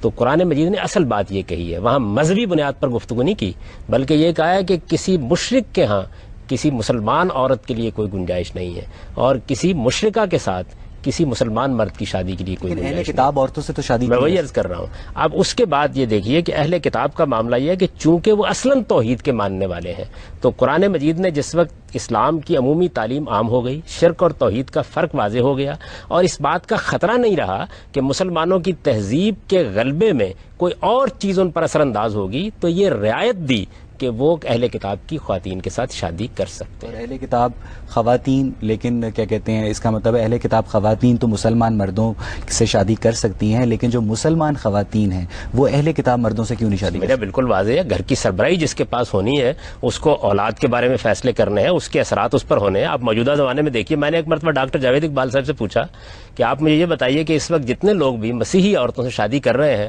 ان کے بچوں کا مذہب کیا ہے؟ انہوں نے کہا مسیحی. امریکہ کی ایک خاتون ہے جن کا نام ہے عالیہ صبور. انہوں نے امریکہ میں تعلیم پائی اور اب انہوں نے پی ایچ ڈی کرنے کے بعد 19 سال کی عمر میں ایک ساؤتھ کورین یونیورسٹی میں پروفیسرشپ کا اعزاز حاصل کیا. وہ میتھس کی پروفیسر ہیں. ہم صاحب لیکن ہمیں پوری اسلامی تاریخ میں ایک مسلمان خاتون سائنسدان کا ذکر نہیں ملتا. کیا پوری اسلامی تاریخ میں مسلمان مردوں نے خواتین کو صرف حرموں تک قید رکھا؟ دیکھیے جی، بات یہ ہے کہ اس کا تعلق مسلمان یا غیر مسلم سے نہیں ہے، اس کا تعلق اس سے ہے کہ آپ نے کیا نظم سوسائٹی کا قائم کیا تھا. نبی صلی اللہ علیہ وسلم کے بعد چونکہ ملوکیت قائم ہو گئی، ملوکیت کا یہ ایک بڑا فساد ہوتا ہے کہ اس کے اندر علوم اپنی صحیح سمت میں ترقی نہیں کر پاتے. بادشاہ کی جو رضامندی ہے، جو اس کی مرضی ہے، جو اس کی خوشنودی ہے، اس کے مطابق چیزیں وجود میں آئیں گی. آپ مغلیہ سلطنت کو دیکھیے نا، کتنی غیر معمولی سلطنت ہے. بادشاہ سلامت کی دلچسپی یا مسجد بنانے سے یا مقبرہ بنانے سے ہے. تعلیم گاہیں، رصد گاہیں، ان کا کوئی وجود آپ کو نہیں ملتا. تو یہ اصل میں اس ملوکیت کے اثرات تھے جس کے تحت ادارے ہمارے ہاں ڈیولپ نہیں ہو سکے. اس کے اثرات عورتوں پر بھی ہوئے، اس کے اثرات مردوں پر بھی ہوئے. اس کا اسلام سے کوئی تعلق نہیں. صاحب یہاں پہ ہم گفتگو کو اگلے ہفتے تک کے لیے موقوف کرتے ہیں. ناظرین، اسلام کے نام پہ عورتوں کے متعلق مخصوص سماجی رویے اگر کسی بھی تنقیدی شعور میں سوال اٹھاتے ہیں تو پھر قصور اسلام کا نہیں مسلمانوں کا ہے. اور ویسے بھی 21ویں صدی کے لاہور کو 8ویں صدی کے بغداد میں تبدیل کرنے پہ اصرار نہ صرف اسلام کی اجتہادی روح کی نفی کرتا ہے بلکہ عورتوں کے ان بنیادی حقوق سے پہلو تہی بھی کرتا ہے جن کی فراہمی کو پیغمبر اسلام اور خلفائے راشدین نے خدا کے احکامات کی روشنی میں یقینی بنایا. اور اب سوال محکومیت کا نہیں مظلومیت کا ہے، کیونکہ عورت مذہب کی وجہ سے محکوم نہیں بلکہ سماج کی جہالت کی وجہ سے مظلوم ہے. اگلے ہفتے ہم اسی پروگرام میں اس گفتگو کو مزید آگے بڑھائیں گے. تب تک کے لیے مجھے اور پروگرام غامدی کی پوری ٹیم کو اجازت دیجیے. خدا حافظ. خالق کی تلاش میں روشنی اور اندھیروں میں بھٹکتا مسافر انسان، ابھی اسے اور کتنا سوچنا ہے. اگر فنون لطیفہ کا مقصد صرف انسان کی جمالیاتی حس کو تسکین پہنچانا ہے تو پھر مذہب کا اس پر اعتراض ٹھیک ہے کہ نہیں؟ तमाम वाक़यात अगर फितरी असबाब के तहत ही सादिर होते हैं तो फिर सितारों की गर्दिश काबू में रखने वाला कोई खुदा है कि नहीं? अभी इसे और कितना खोजना है। मजहब तब्दील नहीं होता, अमर की कोई हकीकत है कि नहीं? अभी इसे किस किस को पूजना है। अगर दीन का मकसद मौत के बाद सिर्फ जन्नत का हुसूल है तो आज की अमली जिंदगी में इसका कोई असर है कि नहीं? मेरे सारे कॉम्प्रोमाइजेस, मेरी सारी अखलाकियात, मेरी सारी इबादत आखिरत में सिर्फ अल्फाज ही रह गए तो इसकी ये जुस्तजू खत्म होगी कभी? गामदी। अस्सलाम वालेकुम। प्रोग्राम गामदी में खुशामदीद। नाज़रीन, पिछले प्रोग्राम में हमने औरत की महकूमियत से मुतल्लिक जो सवाल उठाया था, आज हम उस पर अपने शुरका और मोहतरम जावेद अहमद गामदी के माबैन गुफ्तगू को इस नहज पे आगे बढ़ाएंगे कि क्या मजहब औरत को वाकई महकूम बनाता है या महकूमियत औरत को मजहब की जानिब माइल करती है। अगर मर्द और औरत अपनी तख्लीक और बका के लिए एक दूसरे के मोहताज हैं तो क्यों कुछ मजहबी हलके मर्दों की औरतों पे समाजी बरतरी को अज़ली मुसल्लमात में शुमार करते हैं? क्या वाकई मर्द औरत से बरतर है या सिर्फ बरतरी का मुअल्लिफ है? और क्या औरत वाकई कमतर है या सिर्फ मुख्तलिफ है? यही बहस हमारे आज के इस प्रोग्राम का मौजूद गुफ्तगू है।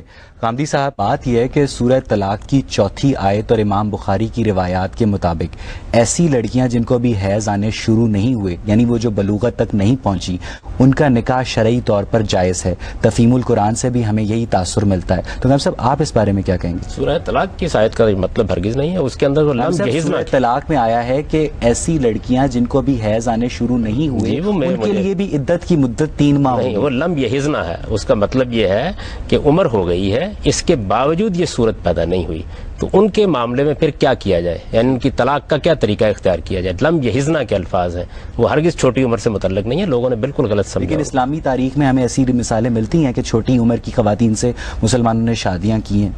बात यह है कि आज भी लोगों को अपने तमद्दुनी हालात के लिहाज से शादी करना पड़ जाती है। बहुत से देहात हैं आपके कि जहाँ पे छोटी बच्चियों की शादी इस वजह से करना पड़ती है ताकि उस बच्ची को कम से कम चौधरी साहब की गलत नज़रों से बचाया जा सके। इसका ताल्लुक तो तमद्दुनी और माशरती हालात से है।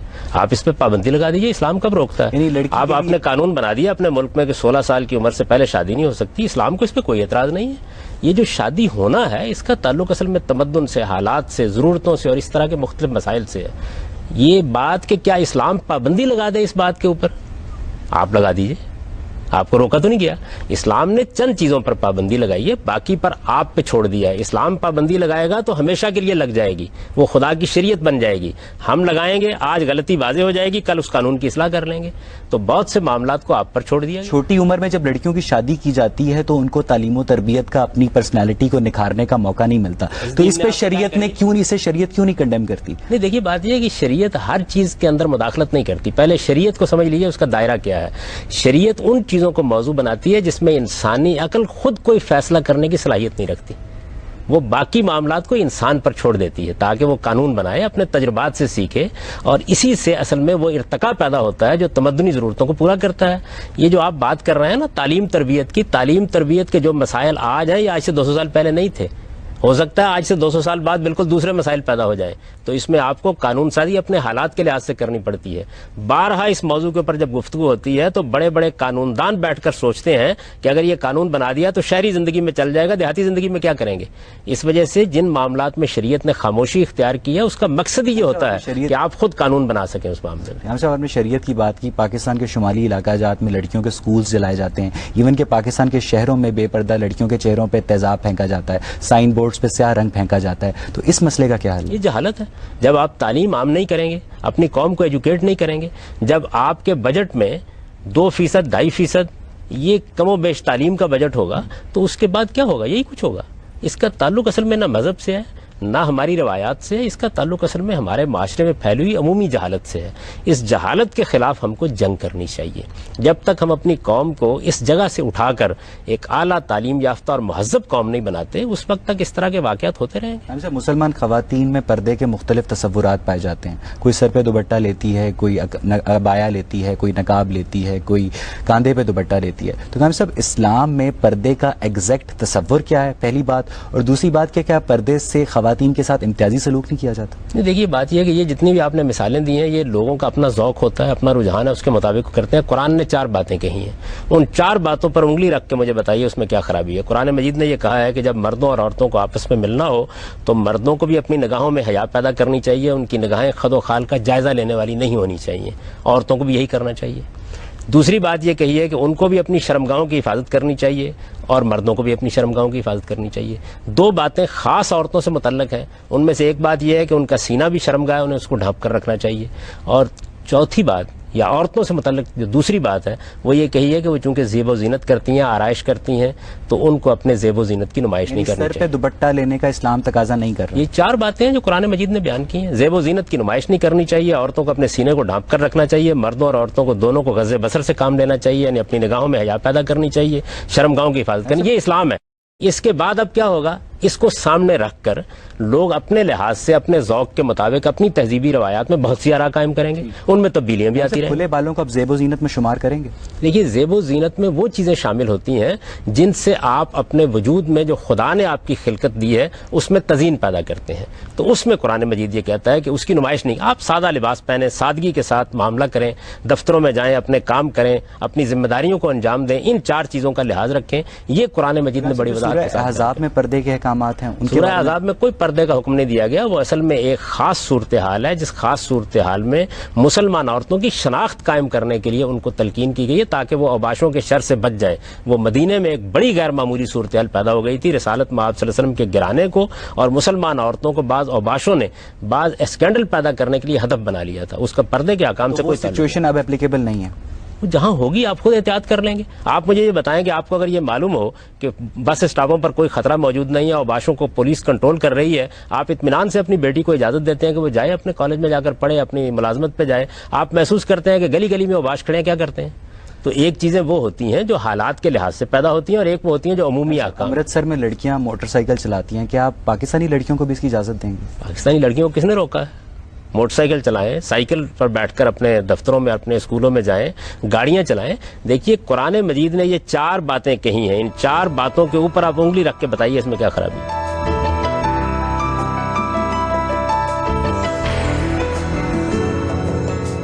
میں آپ کی پہلے کی بات ایک کوٹ کرنا چاہ رہی ہوں جس پہ آپ نے کہا ہے کہ مسلمان مرد اہل کتاب خواتین سے شادی کر سکتے ہیں ان کو دین کی طرف اٹریکٹ کرنے کے لیے. تو یہی کام خواتین بھی تو کر سکتی ہیں, وہ بھی تو کسی اہل کتاب مرد سے شادی کر سکتی ہیں. پھر آپ نے بات کی سربراہی کی کہ خاندان کا جو سربراہ ہوگا اس پہ بات آ جائے گی, لیکن آپ نے یہ بات خود ہی مانی ہے کہ خواتین بھی سربراہ ہو سکتی ہیں. تو اگر میں سمجھتی ہوں میرے اندر اتنی انفلوئنسنگ پاورز ہیں کہ میں کر سکتی ہوں کسی کو اٹریکٹ یا میں سپورٹ کر سکتی ہوں, تو پھر why can't I go for some that sort of a guy. دوسری بات کے جواب میں یہ عرض ہے کہ جس وقت خاتون سربراہی کی صلاحیت رکھتی ہوتی ہے تو بن جاتی ہے سربراہ, کون روکتا ہے اس کو. لیکن عمومی قانون کیا ہے, یعنی آپ جب ایک قانون ایک ضابطہ بناتے ہیں یا آپ ایک عام ہدایت کرتے ہیں تو وہ اصل میں جنرل لا کے اصول پہ کرتے ہیں. ایکسیپشنز ہر جگہ موجود ہوتی ہیں. عورت پر کیا ذمہ داری ڈالی جائے معاش کی, یہ 2 باتیں بالکل الگ الگ ہیں. عورت کما کے لاتی ہے, مرد کے ساتھ کچھ نہ کچھ تعاون کر دیتی ہے, کیا ذمہ داری ہے اس کے اوپر؟ کیا گھر کا نظم اس طرح قائم کیا جائے گا کہ بچے 500 روپے باپ سے مانگیں گے اور 500 روپے ماں سے مانگیں گے؟ اس کے ساتھ گھر کا ادارہ نہیں وجود میں آ سکتا. ٹھیک ہے, ذمہ داری ڈالنے کے فرق سمجھ لیجئے. ذمہ داری ڈالنے کا مطلب یہ ہوتا ہے کہ اگر وہ کام نہیں کیا گیا تو آپ کو قانون کے سامنے جواب دہ ہونا پڑے گا. اور کنٹریبیوٹ آدمی کرتا ہے اپنے شوق سے. میری ذمہ داری ہے کہ میں زکوٰۃ دوں, یہ ذمہ داری ہے, اللہ کی راہ میں جتنا چاہے خرچ کروں. تو عورت کنٹریبیوٹ کرتی ہے آج کے معاشرے میں, یہ ایک الگ چیز ہے. ذمہ داری کس پر ہے؟ نان و نفقہ کس نے فراہم کرنا ہے؟ بچوں کے اخراجات کس نے پورے کرنے ہیں؟ وہ سربراہ نے پورے کرنے ہیں. آپ اس ترتیب کو الٹ دیں, میں تو یہ کہتا ہوں کہ الٹ دیں. جو اختیارات آپ ایک سربراہ کو دینا چاہتے ہیں وہ عورت کو بنا دیں, اس کو دے دیں. لیکن یہ اصل میں جو اللہ تعالیٰ کا بنایا ہوا نظم ہے اس کے خلاف ایک اقدام ہوگا, اس کے کچھ نتائج نکلیں. انفلوئنشن پاور ہے, جس طرح آپ کہہ رہے ہیں کہ اہل کتاب لڑکیوں سے اس لیے شادی کر سکتے ہیں تاکہ ان کو ٹریک کر سکے اسلام کی طرف. اگر میں سمجھتی ہوں میں کر سکتی ہوں تو پھر مجھے بھی کرنی چاہیے شادی. اب تک کا تجربہ تو بی اس کے بالکل برعکس بتا رہا ہے. میں نے آپ کو بتایا ہے کہ ایک مرتبہ بھی اس میں کامیابی نہیں ہوئی. اگر آپ یہ کر سکتی ہیں تو پہلے کر لیجئے, مسلمان ہو جائے گا تو کسی کو شادی کرنے پہ اعتراض نہیں ہے. لیکن گھر بننا ہے, اس کا ایک سربراہ ہے, آپ کو اپنا گھر چھوڑ کے اس کے گھر میں جانا ہے, معاشی ذمہ داری اس نے اٹھانی ہے, بچے انفلوئنس ہونے ہیں, اس میں اتنا بڑا رسک اگر آپ لینے کے لیے تیار ہیں تو بسم اللہ لے لیجیے. آج کل کے ماڈرن ورلڈ میں اکثر ایسا ہوتا ہے کہ عورت جو ہے مرد سے زیادہ کنٹریبیوٹ کرتی ہے اور وہ گھر کی ہیڈ بن جاتی ہے اور اسی کنٹریبیوشن کے بغیر خاندان نہیں چل سکتا. اس سچویشن میں جب عورت ہیڈ بن جاتی ہے تو اس کو انہیریٹنس آدمیوں سے ایکول نہیں ملنی چاہیے. جی بات یہ ہے کہ وہ اپنے گھر کی بنے گی تو اپنے مرد سے تقاضا کرے نا اس بات کا. یہ تو والدین سے لینا ہے. والدین کا گھر تو اس نے چھوڑ دیا اور چھوڑ کے ایک دوسرا گھر اختیار کر لیا. عورت اور مرد کا تقابل نہیں ہے میری بہن، رشتے کا تعلق ہے. یعنی آپ کا جو رشتہ ہے اس کے لحاظ سے آپ سے کتنا نفع کسی کو پہنچ رہا ہے. جس وقت ہم اپنی بچی کی شادی کر دیتے ہیں تو اس کی منفعت بہت حد تک اس کے شوہر کی طرف منتقل ہو جاتی ہے. یعنی میری بیوی اس درجے میں اپنے والدین کا خیال نہیں رکھ سکتی جس درجے میں ان کی بہو ان کے پاس جو ہے وہ خیال رکھے گی. یہ فطرت کا قانون ہے. اس قانون کے لحاظ سے معاملات کرنے پڑیں گے. ایسا پچھلے سال کینیڈا میں ایک خاتون نے نماز کی امامت کی ٹورنٹو میں، تو مذہبی حلقوں کی طرف سے بڑا احتجاج کیا گیا. تو ہم سب ایک عورت مسلمانوں میں نماز کی امامت نہیں کر سکتی؟ یہ بات اس کا تعلق تو اصل میں روایات سے ہوتا ہے. یعنی کسی سوسائٹی کے اندر جو روایتیں قائم ہو جاتی ہیں عام طور پر لوگ اس کے بارے میں حساس ہوتے ہیں. جو اسلام کا قانون ہے اس میں یہ مسئلہ سرے سے زیر بحث نہیں ہے. اور اس کے بالکل برخلاف آپ دیکھیں کہ روایتوں میں یہ ذکر ملتا ہے کہ ام ورقہ کو رسالت آپ صلی اللہ علیہ وسلم نے اپنے محلے کی مسجد کا امام مقرر کیا تھا. ڈاکٹر حمید اللہ نے یہ روایت بیان کرتے تھے. ان کے مؤذن کا نام آتا ہے کہ وہ ایک مرد تھا جو اذان دیتا تھا. ظاہر ہے اذان دینے کے بعد کہیں اور نماز پڑھنے کے لیے تو نہیں جاتا ہوگا. سیدنا عمر کے زمانے تک وہ ذمہ داریاں ادا کرتی رہیں. تو یہ اس طرح کی بہت سی چیزیں ایسی ہیں کہ جو ٹریڈیشن میں لوگوں کے ہاں قائم ہو جاتی ہیں. ان کا کوئی مذہبی احکام سے تعلق نہیں ہوتا. ہم صاحب میرا سوال لانڈیوں سے متعلق ہے. جو امام غزالی صاحب ہیں انہوں نے اپنی کتاب احیاء العلوم میں جو ہے لکھا ہے کہ نکاح کا مطلب ہے لانڈی ہو جانا. تم لانڈی بنتی ہو اپنے شوہر کی، لہٰذا تم پر واجب ہے کہ تم ان کی فرما بردار رہو.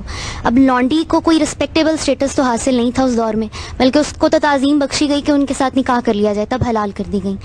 تو ایک تو یہ کانٹروڈکشن مجھے نظر آتی ہے. اور دوسرا یہ کہ انہوں نے مزید کہا، امام غزالی صاحب نے کہا ہے کہ مرد کو مجرد نہیں رہنا چاہیے، اس کو 2-3 بیویاں رکھنی چاہیے. اور اس کی وہ توجیہ کیا پیش کرتے ہیں کہ چونکہ مرد کو علمی مصروفیات کے لیے وقت نہیں مل پاتا اور گھر کے بہت سے کام کاج ہوتے ہیں، لہٰذا 2-3 بیویاں جو ہیں رکھنی چاہیے. اور اس کے علاوہ وہ یہ بھی کہتے ہیں کہ عورت کے مزاج میں بدخلقی ہوتی ہے اور اس میں علم کی بھی کمی ہوتی ہے، عقل کی کمی ہوتی ہے. تو یہ ہم ایسی انٹرپریٹیشنز کی موجودگی میں کیسے یقین کریں گے کہ اسلام کے دعوے پر کیسے یقین کریں گے کہ اسلام نے عورت کے اسٹیٹس میں کوئی ریسیشن نہیں آنے دی بلکہ اس میں ترقی ہوئی؟ امام غزالی ہوں یا امام ابو حنیفہ، میں ہوں یا کوئی اور، سب کی آراء کو قرآن مجید کی روشنی میں دیکھا جائے گا. قرآن مجید نے تو ان میں سے کوئی بات نہیں کہی. وہ تو دیکھیے یہ بتاتا ہے کہ جب اللہ تعالیٰ نے اس دنیا کی ابتدا کی تو آدم کے لیے ایک ہی حوا بنائی. اگر یہ امام غزالی کی جو بات آپ نقل فرما رہی ہیں ایسا ہی ہوتا تو پھر تو اللہ تعالیٰ کو یہ اہتمام سب سے پہلے کرنا چاہیے تھا کہ آدم کے لیے کم سے کم 3 حوا تو بناتے ہیں. ایسا تو نہیں کیا. ایک مرد و عورت سے زندگی شروع کی ہے. تو قرآن مجید کی روشنی میں دیکھیے اس نے کیا جگہ دی ہے. انٹرپریٹیشن جتنی بھی ہوتی ہیں وہ حالات کے لحاظ سے ہوتی رہتی ہیں. مختلف مفکرین اپنی بات پیش کرتے رہتے ہیں. اس میں بہت سے اثرات اپنے زمانے کے شامل ہو جاتے ہیں. قرآن مجید کیا بات کہتے ہیں؟ عام مسلمان طبقہ جو امام غزالی کو بڑا مانتا ہے وہ تو اسی بات پر یقین کرے گا نا. عام آدمی کو امام غزالی سے زیادہ قرآن کو ماننا چاہیے. اللہ کی کتاب اس کے گھر میں موجود ہے، اس کو اٹھا کر پڑھ لے. وہ کیا کہتی ہے؟ اس نے تو یہ تعبیریں اختیار نہیں کی. جی آپ پوچھیے. کہ مشرک مردوں کے لیے مشرک عورتیں، اسی طرح قرآن مجید میں آتا ہے کہ زانی مرد کے لیے زانی عورت. سوسائٹی میں مجھے کیسے پتا چلے گا، ایک عورت کو کیسے پتا چلے گا کہ جس سے وہ نکاح کرنے جا رہی ہے کیا وہ پاک پاس شخص ہے؟ اس کی ذرا وضاحت کریں. نہیں دیکھیے قرآن مجید کا قانون یہ ہے کہ مرد کو بھی پاک دامن ہونا چاہیے، عورت کو بھی پاک دامن ہونا چاہیے. جس جگہ یہ آیت آئی ہے اس جگہ اصل میں ایک سزا کا بیان ہے اور یہ بتایا گیا ہے کہ اگر کسی شخص کے خلاف مقدمہ چلا اور اس کو بدکاری کے جرم میں سزا دے دی گئی تو اس سزا کا ایک حصہ یہ بھی ہے کہ پھر کسی پاک دامن عورت سے اس کی شادی نہیں ہو سکتی. اس وجہ سے پتہ چلانے کی آپ کو ضرورت نہیں ہے. جس کو سزا ہوئی ہے عدالت میں جس کا معاملہ زیر بحث ہے اس کے بارے میں یہ قانون ہے. اچھا آپ کہہ رہے ہیں کہ عورت اور مرد کے حقوق برابر ہیں. اگر آپ قرآن مجید کو اٹھا کے دیکھیں اس زندگی کے علاوہ اگلی زندگی میں بھی عورت اور مرد کے حقوق برابر نہیں لگتے. مرد کو جنت میں حوروں کی تلقین کی گئی ہے، عورت کے لیے کیا کیا؟ یہ بات یہ ہے کہ حور سے آپ کی کیا مراد ہے؟ حور اصل میں ایک ایڈجیکٹو ہے جو عورتوں کے حسن و جمال کو بیان کرنے کے لیے ہوتا ہے. عورت چونکہ ایک بڑی غیر معمولی نعمت ہے، جنت کی نعمتوں میں اس کا ذکر آ گیا ہے. یہ آپ نے کہاں سے نتیجہ نکال لیا کہ اس میں عورتوں کی ضرورتیں پوری نہیں کی جائیں گی؟ قرآن مجید تو جنت کی تعبیر یہ کرتا ہے کہ تم جو کچھ وہاں چاہو گے تمہیں ملے گا، اور مردوں کو بھی کہتا ہے عورتوں کو بھی ملے گا. مرد کے لیے عورت ایک عظیم نعمت ہے اور عورتوں کے لیے مرد محض ایک ضرورت ہے. قرآن مجید وہاں جنت کی نعمتوں کا ذکر کر رہا ہے، ضرورتوں کا ذکر نہیں کر رہا.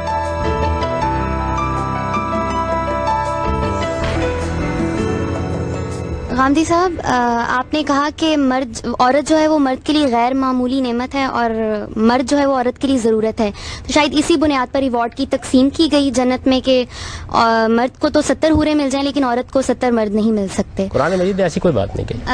اور آپ اللہ کی کتاب کو پڑھیں. دیکھیے سنی سنائی باتوں کی بنیاد کے اوپر جب مذہب کے بارے میں رائے قائم کی جائے گی قصوں اور کہانیوں کی بنیاد. نعمت میں کہہ رہی ہوں تو جسٹیفائڈ ہو جاتی ہے نا، جب آپ نعمت کہتے ہیں تو اس کا مطلب ہے کہ 70 حوریں مل رہی ہیں تو نعمت کے طور پر مل رہی ہیں. اصولی بات کر دی نا جی، اس لیے ہمیں 70 مرد نہیں مل رہے ہیں. لکم فیہا ما تشتہون، تم جو وہاں چاہو گے تم کو مل جائے گا. یہ جنت ہے.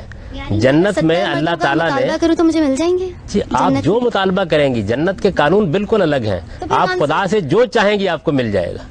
سورہ بقرہ کی جو 228 نمبر آیت ہے اس میں پھر ایک درجہ فضیلت کا کیوں ملا ہے، جبکہ نعمت جو سیمون ڈی بووا ہیں فرینچ رائٹر، انہوں نے اپنی کتاب دی سیکنڈ سیکس میں لکھا ہے کہ خدا اسلام میں جو ہے ان خصوصیات کی بنا پر مرد کو افضل قرار دے دیا گیا جو کہ خدا نے ہی عطا کی تھیں.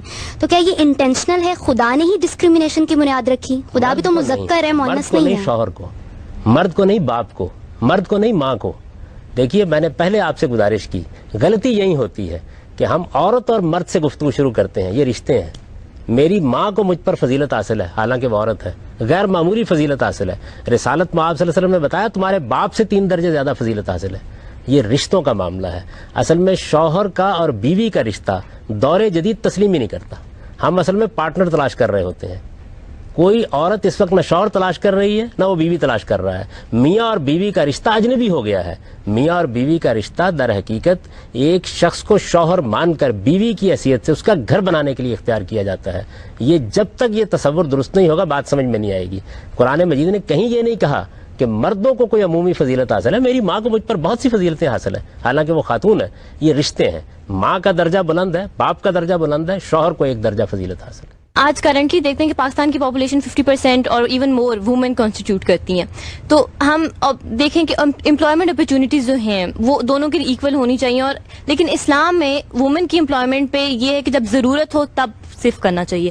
تو وومن اپنے آپ کو امپاور کرنے کے لیے گھر سے باہر کیوں نہیں جا سکتی؟ اس کے گھر میں ساری امپلائمنٹ اپرچونیٹیز ہیں، اسے سب کچھ مل رہا ہے، لیکن اپنے آپ کو امپاور کرنے کے لیے، اپنے آپ کو انڈیپینڈنٹ کرنے کے لیے وہ امپلائمنٹ کے لیے کیوں نہیں جا سکتی؟ اسلام نے ایسی کوئی پابندی نہیں لگائی. یہ جو آپ نے اسلام کی طرف بات منسوب کیا، نہ یہ قرآن میں بیان ہوئی ہے نہ کسی حدیث میں بیان ہوئی ہے. اسلام آپ کو حق دیتا ہے آپ معاشی جدوجہد کریں، آپ اپنے گھر کے معاملات کو درست رکھیں اور اپنے شوہر کے ساتھ موافقت کا رویہ اختیار کر کے جو جی چاہے کریں. گھر کو خراب نہیں ہونا چاہیے. آپ کے بچوں کی ذمہ داریاں آپ کو پوری کرنی چاہیے کیونکہ وہ آپ کی اولین ذمہ داریاں ہیں. ان کے بعد آپ جو جی چاہے کریں. اس میں لکھا ہوا ہے کہ ان کیس آف نیڈ اگر آپ کو ضرورت ہے تو تبھی آپ گھر سے باہر جائیں. میں آپ کو اطمینان دلاتا ہوں یہ بات قرآن مجید میں زیر بحث ہی نہیں، یہ بات کسی حدیث میں بھی زیر بحث نہیں ہے. عورتوں کی معاشی جدوجہد کے بارے میں کچھ نہیں کہا گیا. جو بات کہی گئی ہے وہ یہ ہے کہ مرد پر معاش فراہم کرنے کی ذمہ داری ہے، بس اس سے کچھ نہیں. جو احادیث ہیں ان میں ہمیں حلالہ کا واضح طور پر حکم ملتا ہے، لیکن جو تدبر قرآن کے مؤلف ہیں وہ حلالہ کی پرزور مخالفت کرتے ہیں. تو آپ کا اس بارے میں کیا موقف؟ کون سی حدیث ہے؟ رسالت میں آپ صلی اللہ علیہ وسلم نے فرمایا ہے. بخاری کی 5317ویں حدیث ہے. نہیں، کون سی حدیث؟ میں تو یہ عرض کر رہا ہوں کہ رسالت میں آپ صلی اللہ علیہ وسلم فرماتے ہیں کہ حلالہ کرنے والا اور کرانے والا دونوں پر خدا کی لعنت ہے. رسالت میں آپ صلی اللہ علیہ وسلم تو فرمایا ہے کہ حلالہ کرنے والا ایک تیسے مستعار ہے. میں اس مجلس میں اس کا ترجمہ نہیں کر سکتا. کرائے کا سانڈ اس کا مطلب ہوتا ہے. اتنے سخت الفاظ میں اس کی تنبیہ کی ہے. کس جگہ کا ہے؟ یعنی یہ حدیث پھر ضعیف ہوئی؟ معلوم نہیں کون سی حدیث ہے، اس کے بارے میں آپ بتائیں. صحیح بخاری کی حلالہ نام کی کسی چیز کو اسلام نے کبھی جائز قرار نہیں دیا. یہ تو ایک سازش پر مبنی نکاح ہوتا ہے. اس کو اسلام جیسا دین کیسے جائز قرار دے سکتا ہے؟ یہ ایک بالکل ہی احمقانہ بات ہے. کسی درجے میں بھی اس بات کو جائز نہیں کہا. رسالت میں آپ صلی اللہ علیہ وسلم نے تو یہ کہا ہے کہ لعن اللہ المحلل والمحلل لہ. حلالہ کرنے والے اور حلالہ کروانے والی دونوں کے بارے میں یہ فرمایا کہ لعنت ہے اس کے اوپر. کسی طرح اسلام اس کو گوارا نہیں کر سکتا. اس کا کوئی سوال ہی نہیں. میرا سوال یہ ہے کہ دیکھیں آج کل کے دور میں اسلام کی روشنی میں عورت کیا برابری کا کردار ادا کر سکتی ہے؟ ایک جو ہے ٹریڈیشنلسٹ ویو ہے عورت کا اور ایک ہے ماڈرنسٹ ویو جس کو آپ ویسٹرنائز ویو کہتے ہیں. ٹریڈیشنلسٹ ویو میں جو عورت سے ایکسپیکٹیشن رکھی گئی ہے وہ یہ ہے کہ وہ گھر کو سنبھالے گی، وہ اپنے جب تک ماں باپ کے گھر میں ماں باپ کی خدمت گزاری کرے گی، جب شادی ہو جاتی ہے تو شوہر کی خدمت گزاری کرے گی، بچوں کی پرورش کرے گی، ان کی دیکھ بھال کرے گی. یہ جو ہے مطلب یہاں پر کہ خاندان یا فیملی یونٹ کے اندر عورت جو ایک زنجیر کی مانند ہے جو ایک فیملی یونٹ کو اکٹھا رکھ رہی ہے. دوسرا جو ویسٹرنائزڈ ویو ہے اس میں ایک عورت کو ایک سیپریٹ انڈیپینڈنٹ اینٹی ملتی ہے. وہ اپنی خواہشات رکھتی ہے, اپنے خیالات رکھتی ہے, اس کی اپنی خواہشات ہیں جو وہ پوری کرنا چاہتی ہے, اور آج کل کی سوسائٹی اسے ایک موقع دیتی ہے کہ وہ خواہشات پوری کر سکے, وہ وہی اپرچونیٹیز اویل کر سکے جو کہ ایک مرد کو مل رہی ہیں. تو اسلام کی روشنی میں کون سا ایسا ماڈریٹ, اسلام تو ایوالونگ مذہب ہے نا, وہ عورت کو کس طرح امپاور کرتا ہے کہ وہ ٹریڈیشنلسٹ ویو کے ساتھ ساتھ اپنی ذمہ داریاں نبھاتے ہوئے کیا کر سکتی ہے وہ آج کل کی سوسائٹی میں. بات یہ ہے کہ اسلام کو آپ قرآن مجید کی روشنی میں جب دیکھیں گے تو وہ سوائے اس کے کہ رشتوں کو قائم کرتا ہے, رشتوں کے تقدس کو قائم کرنا چاہتا ہے, اس کے لیے قانون سازی کر دیتا ہے. باقی معاملات میں اس نے آپ کو آزاد چھوڑ دی ہے. آپ اگر ٹریڈیشنل ویو میں کوئی خرابی پاتی ہیں تو آپ اس کو درست کریں. لوگوں کے اخلاق میں, لوگوں کے کردار میں تبدیلیاں آ جائیں گی اس کے نتیجے میں. اسلام کو اس پر کوئی اعتراض نہیں ہوگا. اسلام تو صرف وہ باتیں کہتا ہے جو میں نے آپ کو بتا دی ہیں کہ جو رشتے قائم کر دیے گئے ہیں وہ انسانیت کی ضرورت ہے. باپ کو برابری کی سطح پر نہ لائیے, ماں کو برابری کی سطح پر نہ لائیے, شوہر کو برابری کی سطح پر نہ لائیے. یہ اگر برابری کی سطح پر کھڑے کر دیے گئے تو اس کے بعد خاندان کا ادارہ ختم ہو جائے گا, ہمیشہ کے لیے ختم ہو جائے گا, اور یہ اتنی بڑی نعمت انسان سے چھن جائے گی جس کے بعد نہ بوڑھوں کے لیے کچھ باقی رہے گا نہ بچوں کے لیے کچھ باقی رہے گا. بس اس کے بعد آپ آزاد ہیں. آپ نے کہا کہ آبویسلی جتنے بھی عورت کو سیکیورٹیز دی گئی ہیں مرد کی طرف سے دی گئی, اس کو لیڈرشپ دی گئی ہے تاکہ وہ ہر قسم کا تحفظ دے عورت کو. تو کیا وجہ آج کل کے, ایون آج کل اگر ہم تاریخ بھی دیکھیں تو جتنی بھی ویمن ایکسپلائٹیشن ہوئی ہے وہ سب کا ذمہ دار مرد ہے, جبکہ عورت کو اتنا وہ کیا گیا ہے کہ تاکہ وہ پبلک پراپرٹی نہ بنے تھرو پروسٹیوشن, مرد کو 4 شادی کرنے کا حق بھی ہے. تو آپ کیا یہ بات بھی کوئی صحیح تعبیر نہیں ہے. اسلام نے ایک سے زیادہ شادی پر پابندی نہیں لگائی. حق دیا کا کیا مطلب ہے؟ ایک سے زیادہ شادی پر اگر پابندی لگا دی جاتی ہے نا, تاکہ ایک جو آپ عورتوں کو ان کے حقوق کا تحفظ ان کو دیا جائے, وہ پبلک پراپرٹی نہ بنے, وہ پروسٹیوشن میں کسی طرح انوالو نہ ہو, ان کی رائٹس ایکسپلائٹ نہ ہو. تو پھر آپ کیا کہیں گے کہ کیا وجہ آج کل مرد ہی سارے اس ایکسپلائٹیشن کے ذمہ دار ہیں؟ آج کل میری بہن جو کچھ ہوتا ہے اور ماضی میں جو کچھ ہوتا رہا ہے یہ اسلام سے پوچھ کر نہیں ہوتا. میں نے تو آپ سے عرض کیا نا کہ ریاست کا ادارہ ہے, کتنا اعلیٰ ادارہ ہے, اس کے ساتھ ہم کیا کر رہے ہیں, روزمرہ کیا دیکھتے ہیں, کس طرح ہم نے اداروں کو تباہ کیا ہے, اپنے ملک میں کس طریقے سے تضحیک کا سامان کیا ہے. اس کا تعلق نہ اسلام سے ہے نہ جمہوری اقدار سے. اسلام تو آپ کو ایک میسج دے گا, اپنی دلیل پیش کرے گا, اپنا پیغام بتائے گا. عمل کرنے کے لیے انسان کو ایجوکیٹ ہونا چاہیے. ہم نے اپنی قوم کو ایجوکیٹ نہیں کیا. اس کا جو نتیجہ ہے وہ یہ ہے کہ جہالت کا ایک عمومی غلبہ ہے. وہ جہالت ہماری سیاست میں بھی داخل ہو جاتی ہے, وہ ہماری معاشرت میں بھی داخل ہو جاتی ہے.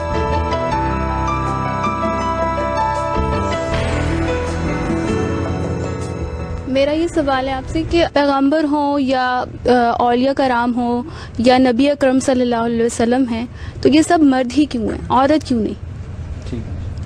جی بات یہ ہے کہ جو پیغمبری کی ذمہ داریاں ہیں وہ ادا کرنے کے لیے عورتوں کو بڑی مشقتوں سے دوچار ہو جانا پڑتا. یہ ذمہ داریاں معمولی نہیں ہیں. اللہ تعالیٰ بے انصافی کے ساتھ معاملات نہیں کرتے. جتنی کسی کو ہمت اور طاقت دیتے ہیں اس کے لحاظ سے ذمہ داری ڈالتے ہیں. پیغمبری کی ذمہ داری, اس کو سمجھ لیں, یہ محض کوئی منصب نہیں ہے, ایک بڑی غیر معمولی ذمہ داری ہے. پیغمبر کس لیے آتے ہیں؟ وہ اپنی قوم پر اللہ کی حجت تمام کرنے کے لیے آتے ہیں. یہ جو ذمہ داری ہے اس کو ادا کرنے کے لیے جس نوعیت کی شخصیت چاہیے, جس طرح کی صلاحیتیں چاہیے وہ مردوں میں زیادہ ہیں. غامدی صاحب, جب عورت کو اللہ تعالیٰ اگر پیغمبر بناتا تو اللہ تعالیٰ اس کو بھی وہ صلاحیتیں دے دیتا. یہ تو ایسے ہی ہے کہ جس طرح یہ کہا جائے کہ بھائی اللہ تعالیٰ نے عورت کو اس لیے پیدا کیا ہے کہ وہ بچے کو جنم دیتی ہے. اگر مرد کو اللہ تعالیٰ عورت بنا دیتا تو یقیناً یہ صلاحیت اسے بھی پیدا کر دیتا. لیکن اس وقت تو صورتحال یہ ہے. نہیں, بہت سی چیزیں ہیں. دیکھیے بات یہ ہے, عورت اپنی ذات میں ایک انفعالی وجود ہے. وہ اپنی شخصیت کے اندر بڑی نزاکت اور بڑا حسن رکھتی ہے. وہ چیزوں کے ساتھ ایڈجسٹ کرتی ہے. اس کے اندر اس طرح کا تحکم اور اگریشن عام طور پر نہیں ہوتا. وہ جب کوئی معاملہ کرتی ہے تو بہت سے معاملات میں مردوں کو کنٹرول کرنا اور ان کے اوپر ایک چیز کو حجت کی حد تک پورا کر دینا, اس میں اس کو بہت سے مسائل درپیش ہو سکتے ہیں. تو کسی کو ذمہ داری دیتے وقت تو دیکھا جاتا ہے کہ اس کی خلقی صلاحیتیں کیا ہیں. یہ ممکن ہے کہ ایک آدمی بہت اچھا شاعر ہو لیکن حکومت چلانے کی صلاحیت نہ رکھتا ہو. سربراہ کا جہاں پر ذکر آتا ہے, ایک ادارے کا ہر سربراہ ہوتا ہے, سب کو معلوم ہے, لیکن اچھا سربراہ وہ ہے جو سب کو ساتھ لے کے چلتا ہے. اگر خاندان کا سربراہ مرد ہے تو سب کو ساتھ کیوں نہیں لے کے چلتا, ڈومینیٹ کیوں کرنے کی کوشش کرتا ہے؟ اس کی وجہ یہ ہے کہ خاندان کے سربراہ کی اچھی تربیت نہیں ہوئی. جس طرح ہمارے ہاں جو سیاستدان ہیں وہ قوم کو ساتھ لے کے نہیں چلتے, وہ مشورے سے کام نہیں لیتے, وہ اپنی پارٹیوں میں جمہوریت نہیں آنے دیتے. نکاح جو ہے وہ ایک ایگریمنٹ ہے دو لوگوں کے درمیان جو ان کو ایک رشتے میں باندھتا ہے. ایگریمنٹ میں دونوں کی ڈیوٹیز اور جو رائٹس ہیں وہ ڈٹرمن ہوتے ہیں اور دونوں ایک لیول پہ آ کے وہ ڈاکومنٹ سائن کرتے ہیں. تو اس ڈاکومنٹ میں یا اس ایگریمنٹ میں ہم یہ کیوں ایڈ نہیں کر سکتے کہ ایک عورت بھی طلاق دے سکتی ہے؟ کیونکہ عورت کو جب خلا کے لیے عدالتوں کے دھکے کھانے پڑتے ہیں, اس کو باتیں سننی پڑتی ہیں, پھر بھی وہ سم ٹائمز وہ اس کو نہیں مطلب ایکوائر کر پاتی, تو عورت کیوں اس میں یہ چیز ایڈ کیوں نہیں کر سکتے کہ وہ بھی طلاق دے سکتی ہے؟ دیکھیے جی, بات یہ ہے کہ مرد کے طلاق دینے کا پروسیجر قرآن نے خود بیان کر دی ہے. عورتیں طلاق کا مطالبہ کریں تو ان کو طلاق کیسے حاصل ہو جانی چاہیے, اس کے لیے ہماری اسٹیٹ کو قانون بنانا چاہیے. میں نے تو اس کے لیے تجویز کیا تھا کہ اس کے لیے یہ قانون بنایا جا سکتا ہے کہ اگر کوئی خاتون طلاق کا مطالبہ کرتی ہے تحریری طور پر, تو 90 دن تک اگر شوہر طلاق نہیں دیتا تو آپ سے آپ طلاق واقع ہو جائے. اس میں اسلام کو کوئی اعتراض نہیں ہے. اسکالر ہے ڈاکٹر ذاکر نائک, وہ یہ کہتے ہیں کہ اس میں یہ شک ہو سکتی ہے. میں نے بھی عرض کیا, یعنی یہ چیز ہو سکتی ہے کہ آپ اس میں یہ بیان کر دیں کہ جس وقت عورت نے اپنے شوہر سے طلاق کا مطالبہ کیا ہے, مطالبہ کرنا چاہیے اس کو, یعنی حفظ مراتب کا تقاضا بھی یہی ہے اور شوہر کی ذمہ داریوں کا تقاضا بھی یہی ہے کہ اس کو مطالبہ کرنا چاہیے. وہ تحریری طور پر مطالبہ کریں, مطالبہ کرنے کے بعد ایک مہلت مقرر کرنی چاہیے جس میں گھر کو بچانے کی کوئی صحیح ہو سکتی ہے تو ہو جائے, خاندان کے لوگ کو کردار ادا کر سکتے ہیں کر لیں. 90 دن تک اگر شوہر طلاق نہیں دیتا اس کے مطالبے کے نتیجے میں تو آپ سے آپ طلاق واقع ہو جائے. اس کو قانون بنایا جا سکتا ہے, اس پر اسلام کو اعتراض نہیں ہوگا. دے کیوں نہیں سکتی؟ دینے کے بعد تو کچھ ذمہ داری ہے نا جو اس کو اوپر عائد ہو جائیں گی. بات یہ ہے کہ شوہر طلاق دیتا ہے تو اس پہ نان و نفقے کی ذمہ داری آتی ہے, بچوں کی پرورش کے بارے میں اس کو اخراجات فراہم کرنے ہیں, یہ فیصلے اس نے کرنے ہیں. خاتون پر تو کوئی ذمہ داری نہیں ہے. آپ جس وقت برابر کے حقوق دیں گے, پہلے یہ بات سمجھ لیجئے کہ جس وقت آپ برابر کے حقوق دیں گے کسی بھی معاملے میں تو برابر کی ذمہ داری ڈالنی پڑے گی. یعنی پھر اس کے بعد نان و نفقے کا مطالبہ عورت کو نہیں کرنا چاہیے, بچوں کی ذمہ داری شوہر کے اوپر نہیں ہونی چاہیے. پھر تو یہی قانون بنایا جا سکتا ہے, اسی ڈاکومنٹ میں بھی ہو سکتا ہے. آپ نکاح کے ڈاکومنٹ کے اوپر یہ تحریر لکھ سکتے ہیں کہ یہ نکاح اس شرط کے ساتھ ہوا ہے کہ اگر کسی موقع کے اوپر بیوی طلاق کا مطالبہ کرے گی اور شوہر 90 دن میں طلاق نہیں دے گا, کوئی بھی مدت ہو سکتی ہے, اس کے بعد آپ سے آپ طلاق واقع ہو جائے گی. یہ ہو سکتا ہے, لیکن مہلت دینی پڑے گی اور مطالبہ اس کو کرنا چاہیے تاکہ اس کے دوران میں نان نفقے کے بعد کے اخراجات کے, بچوں کی پرورش کے مسائل کو حل کیا جا سکے. یہ شوہر کو بھی حق نہیں دیا گیا کہ وہ بیٹھا بیٹھا طلاق دے دے, اس کو بھی کہا گیا کہ وہ طلاق دے گا. اس کے بعد ایک مدت مقرر کی گئی, ایک پورا پروسیجر ہے جس کے اندر سے اس کو بھی گزرنا ہے تاکہ معاملات کو سنبھالا جا سکے. گھر کو آپ اس سطح پر کیوں لانا چاہتی ہیں کہ جس کے بعد یہ روز ٹوٹنا شروع ہو جائے؟ اس کو بچا کے رکھنے کی کوشش کرنی چاہیے. تو شوہر کو طلاق دینے کا حق دیا گیا لیکن ایک پورے پروسیجر سے گزر کر. اسی طرح عورت کو مطالبہ طلاق کا حق دیا گیا, اس کے لیے بھی ایک پروسیجر ادا کرنا چاہیے. میں ایک ڈفرینٹ ٹاپک پہ بات کرنا چاہ رہی ہوں, حج کے ٹاپک سے ریلیٹڈ. اگر ایک مرد انڈیپینڈنٹ ہے وہ اکیلا حج پہ جا سکتا ہے, لیکن اگر ایک عورت ایون اگر وہ انڈیپینڈنٹ ہے اس کے ساتھ ایک محرم کا ہونا ضروری ہے. تو اگر میں جاننا چاہ رہی ہوں کوئی اویلیبل نہیں ہے یا اگر ہے بھی لیکن میں اپنے آپ کو خود سپورٹ کرنا چاہ رہی ہوں, تو اس سلسلے میں آپ یہ پابندی شریعت نہیں لگائی. یہ تو پابندی دیکھیے کہاں سے لگی. رسالت میں آپ صلی اللہ علیہ وسلم نے ایک اخلاقی نصیحت فرمائی اپنے زمانے کے حالات کے لحاظ سے کہ کوئی عورت اگر 3-4 دن کے سفر پر جاتی ہے تو اپنے کسی محرم عزیز کو لے لے. اس زمانے کے سفر قافلوں میں ہوتے تھے, عورتوں کو تنہا جانا پڑتا تھا اور اس میں بڑے خطرے ہوتے تھے اس بات کے کہ اس کی عزت پر کوئی حرف نہ آ جائے. یہ ہدایت عام سفروں کے بارے میں کی گئی تھی. یہاں عام سفروں میں کوئی پوچھتا ہی نہیں ہے, سفر کی نوعیت تبدیل ہو گئی. آپ اطمینان کے ساتھ جہاز میں کسی خاتون کو بٹھا سکتے ہیں لیکن اس قانون کو حج سے متعلق کر دیا گیا. مجھے تو بعض اوقات حیرت ہوتی ہے کہ ساری دنیا میں ایک ایئر ہوسٹس سفر کرتی رہتی ہے, حج پر جانے کے لیے اس کو محرم تلاش کرنا پڑتا ہے. تو یہ قانون جو ہے یہ اس کا کوئی تعلق شریعت سے نہیں ہے. یہ ایک بات کو بالکل اس کی جگہ سے ہٹا کے اس کو مس انٹرپریٹ کر دیا گیا ہے. ایسا بھی یعنی آج کل عورتیں اکیلی حج پر جا سکتی ہیں؟ بات یہ کہ آج کل کے زمانے میں سفر اتنے محفوظ ہو گئے ہیں, قافلوں میں لوگ سفر کرتے ہیں, ایک گروپ بن جاتا ہے, اس کے اندر لوگ جاتے ہیں, اس طرح کا کوئی خطرہ فتنے کا باقی نہیں رہ گیا. اس میں اس طرح کی پابندیاں لگانے کی کیا ضرورت ہے؟ قدیم زمانے کے سفر اور تھے, اس کے مسائل اور تھے, اس کے نتائج اور تھے. آپ خود سوچیں کہ ایک خاتون قدیم زمانے میں 6 دن تک شب و روز سفر کر کے مدینے سے مکے پہنچتی تھی. اس کے دوران میں اگر وہ کوئی محرم عزیز اس کے ساتھ نہیں ہے, واپس آتی ہے اور شوہر صاحب اس کے اوپر کوئی تہمت لگا دیتے ہیں تو آپ اس کو بچانے کے لیے جائیں گے؟ ایک خاص موقع اور محل میں وہ بات کہی گئی تھی. آج کل کے زمانے میں اس کی ضرورت ہی نہیں. آپ ذرا ورکنگ وومن کے کردار کے اوپر اسلام کی روشنی میں ہمیں بتائیں گے کہ ان کے کیا حقوق ہیں, کیا ذمہ داریاں وہ اس سوسائٹی میں اویل کر سکتی ہیں, کیا حقوق ان کے پاس ہیں as a working woman family unit create کرنے کے بعد؟ اس کے لیے تو اسلام سے کچھ پوچھنے کی ضرورت ہی نہیں ہے. ہماری عقل عام یہ کہتی ہے کہ ان کو عزت ملنی چاہیے, احترام ملنا چاہیے, کام کرنے کے مواقع ملنے چاہیے, اپنی صلاحیتوں کے لحاظ سے کام کرنے کو انکریجمنٹ اور حوصلہ افزائی ملنی چاہیے. یہ ساری چیزیں بالکل واضح ہیں, لیکن اتنی بات ان کی خدمت میں ضرور عرض کرنی چاہیے کہ گھر ان کی اصل ذمہ داری ہے اور اس کو وہ کسی حال میں فراموش نہ کریں, کیونکہ قدرت نے ان کے اوپر بچے کی پیدائش کی ذمہ داری ڈالی ہے اور ماں کی حیثیت سے اس کی پرورش کی ذمہ داری ڈالی ہے. اس ذمہ داری کو اگر وہ فراموش کریں گی تو اس سے ایک بہت بڑا نقصان ہو جائے گا اور وہ خاندان کے نظم کا افتراق ہے. اس کو قائم رکھیں, اس کے ساتھ جو کرنا چاہیں.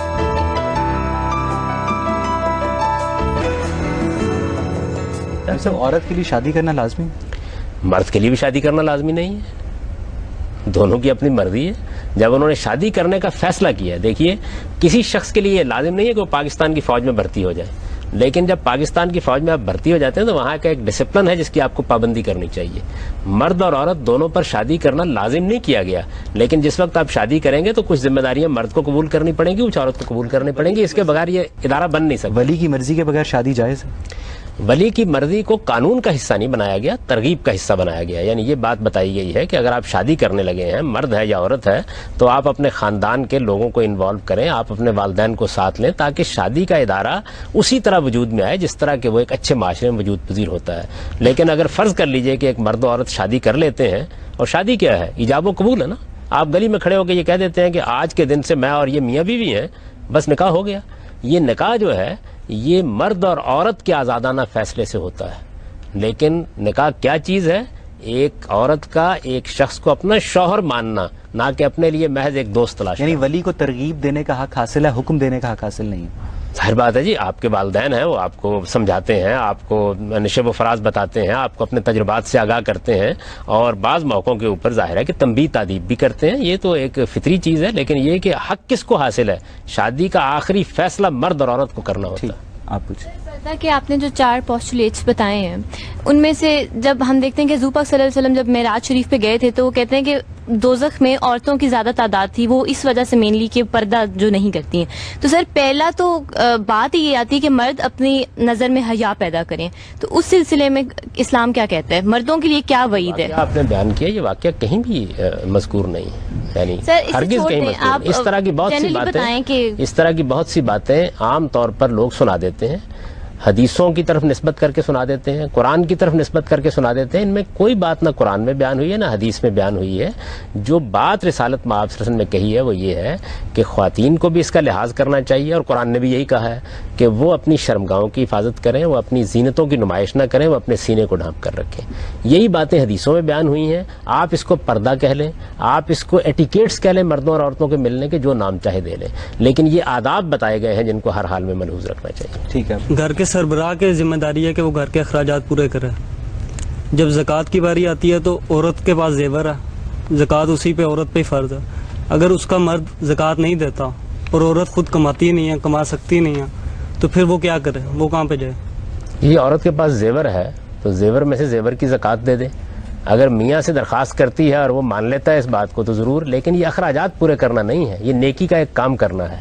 اخراجات پورے کرنا ایک اور چیز ہے اور نیکی کا کام کرنا ایک اور چیز ہے. تو ایسے ہی ہے کہ جیسے میں آپ کی جگہ نماز پڑھ لوں, زکوٰۃ فرض ہوئی ہے مجھ پر اس لیے تاکہ میں اپنے مال میں سے کچھ خدا کی راہ میں خرچ کروں, معاشرے کی خدمت کے لیے خرچ کروں. یہ کوئی دوسرا کر دے گا تو آپ کا فرض کیسے ادا ہو جائے گا؟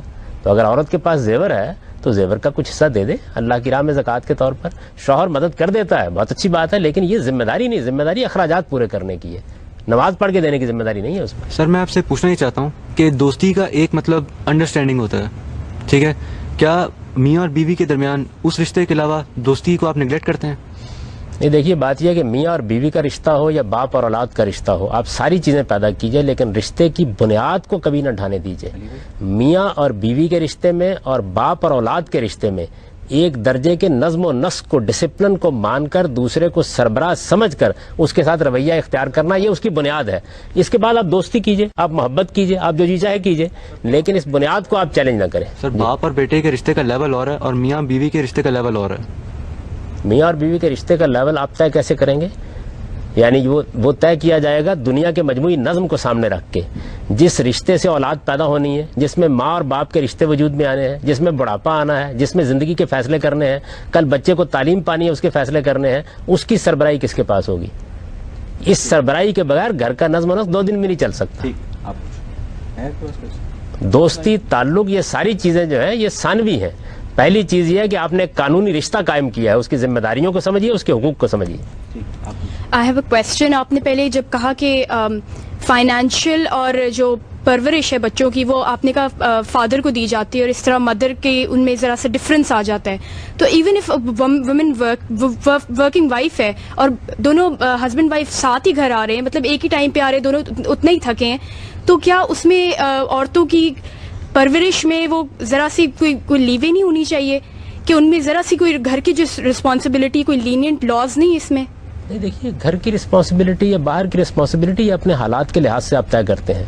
असल में मर्द पर जो जिम्मेदारी डाली गई है वो ये है कि उसको आपके माशी अखराजात पूरे करने हैं, यानी शौहर की हैसियत से उसको आपके माशी अखराजात पूरे करने, ये जिम्मेदारी उस पर है. औरत की किसी जिम्मेदारी का तो कोई जिक्र ही नहीं है सिरे से. इसको आपके माशरे पर छोड़ दिया गया है, आपके हालात पर छोड़ दिया गया है. बाहमी तौर पर आप क्या तय करते हैं, मर्द क्या जिम्मेदारी अदा करेंगे, औरतें क्या करेंगे, मर्दों की जिम्मेदारी बता दी गई है कि उनको आपके माशी अखराजात हर हाल में पूरे करने. ठीक, आप पूछिए. सर, आधी गवाही के मुतालिक जरा वजाहत कर दें थोड़ी सी, जो है कि जब उधार के मामला तय करने बैठो मोमिनो तो 2 मर्द गवाह कर लो, अगर मैसर न हो तो 1 मर्द की जगह 2 औरतें ले लो. आधी गवाही से कोई ताल्लुक ही नहीं. मैंने आपको बता दिया कि गवाही का फैसला काजी को करना होता है. ये तो ये बताया जा रहा है, आपको ये बताया जा रहा है कि आप अगर कोई दस्तावेज लिखते हैं, आज ये दस्तावेज लिखेंगे, हो सकता है 10 साल बाद ये जेर बहस आए, 15 साल बाद जेर बहस आए, तो पहली बात कुरान ने कही है कि आप मर्दों को गवाह बनाएं.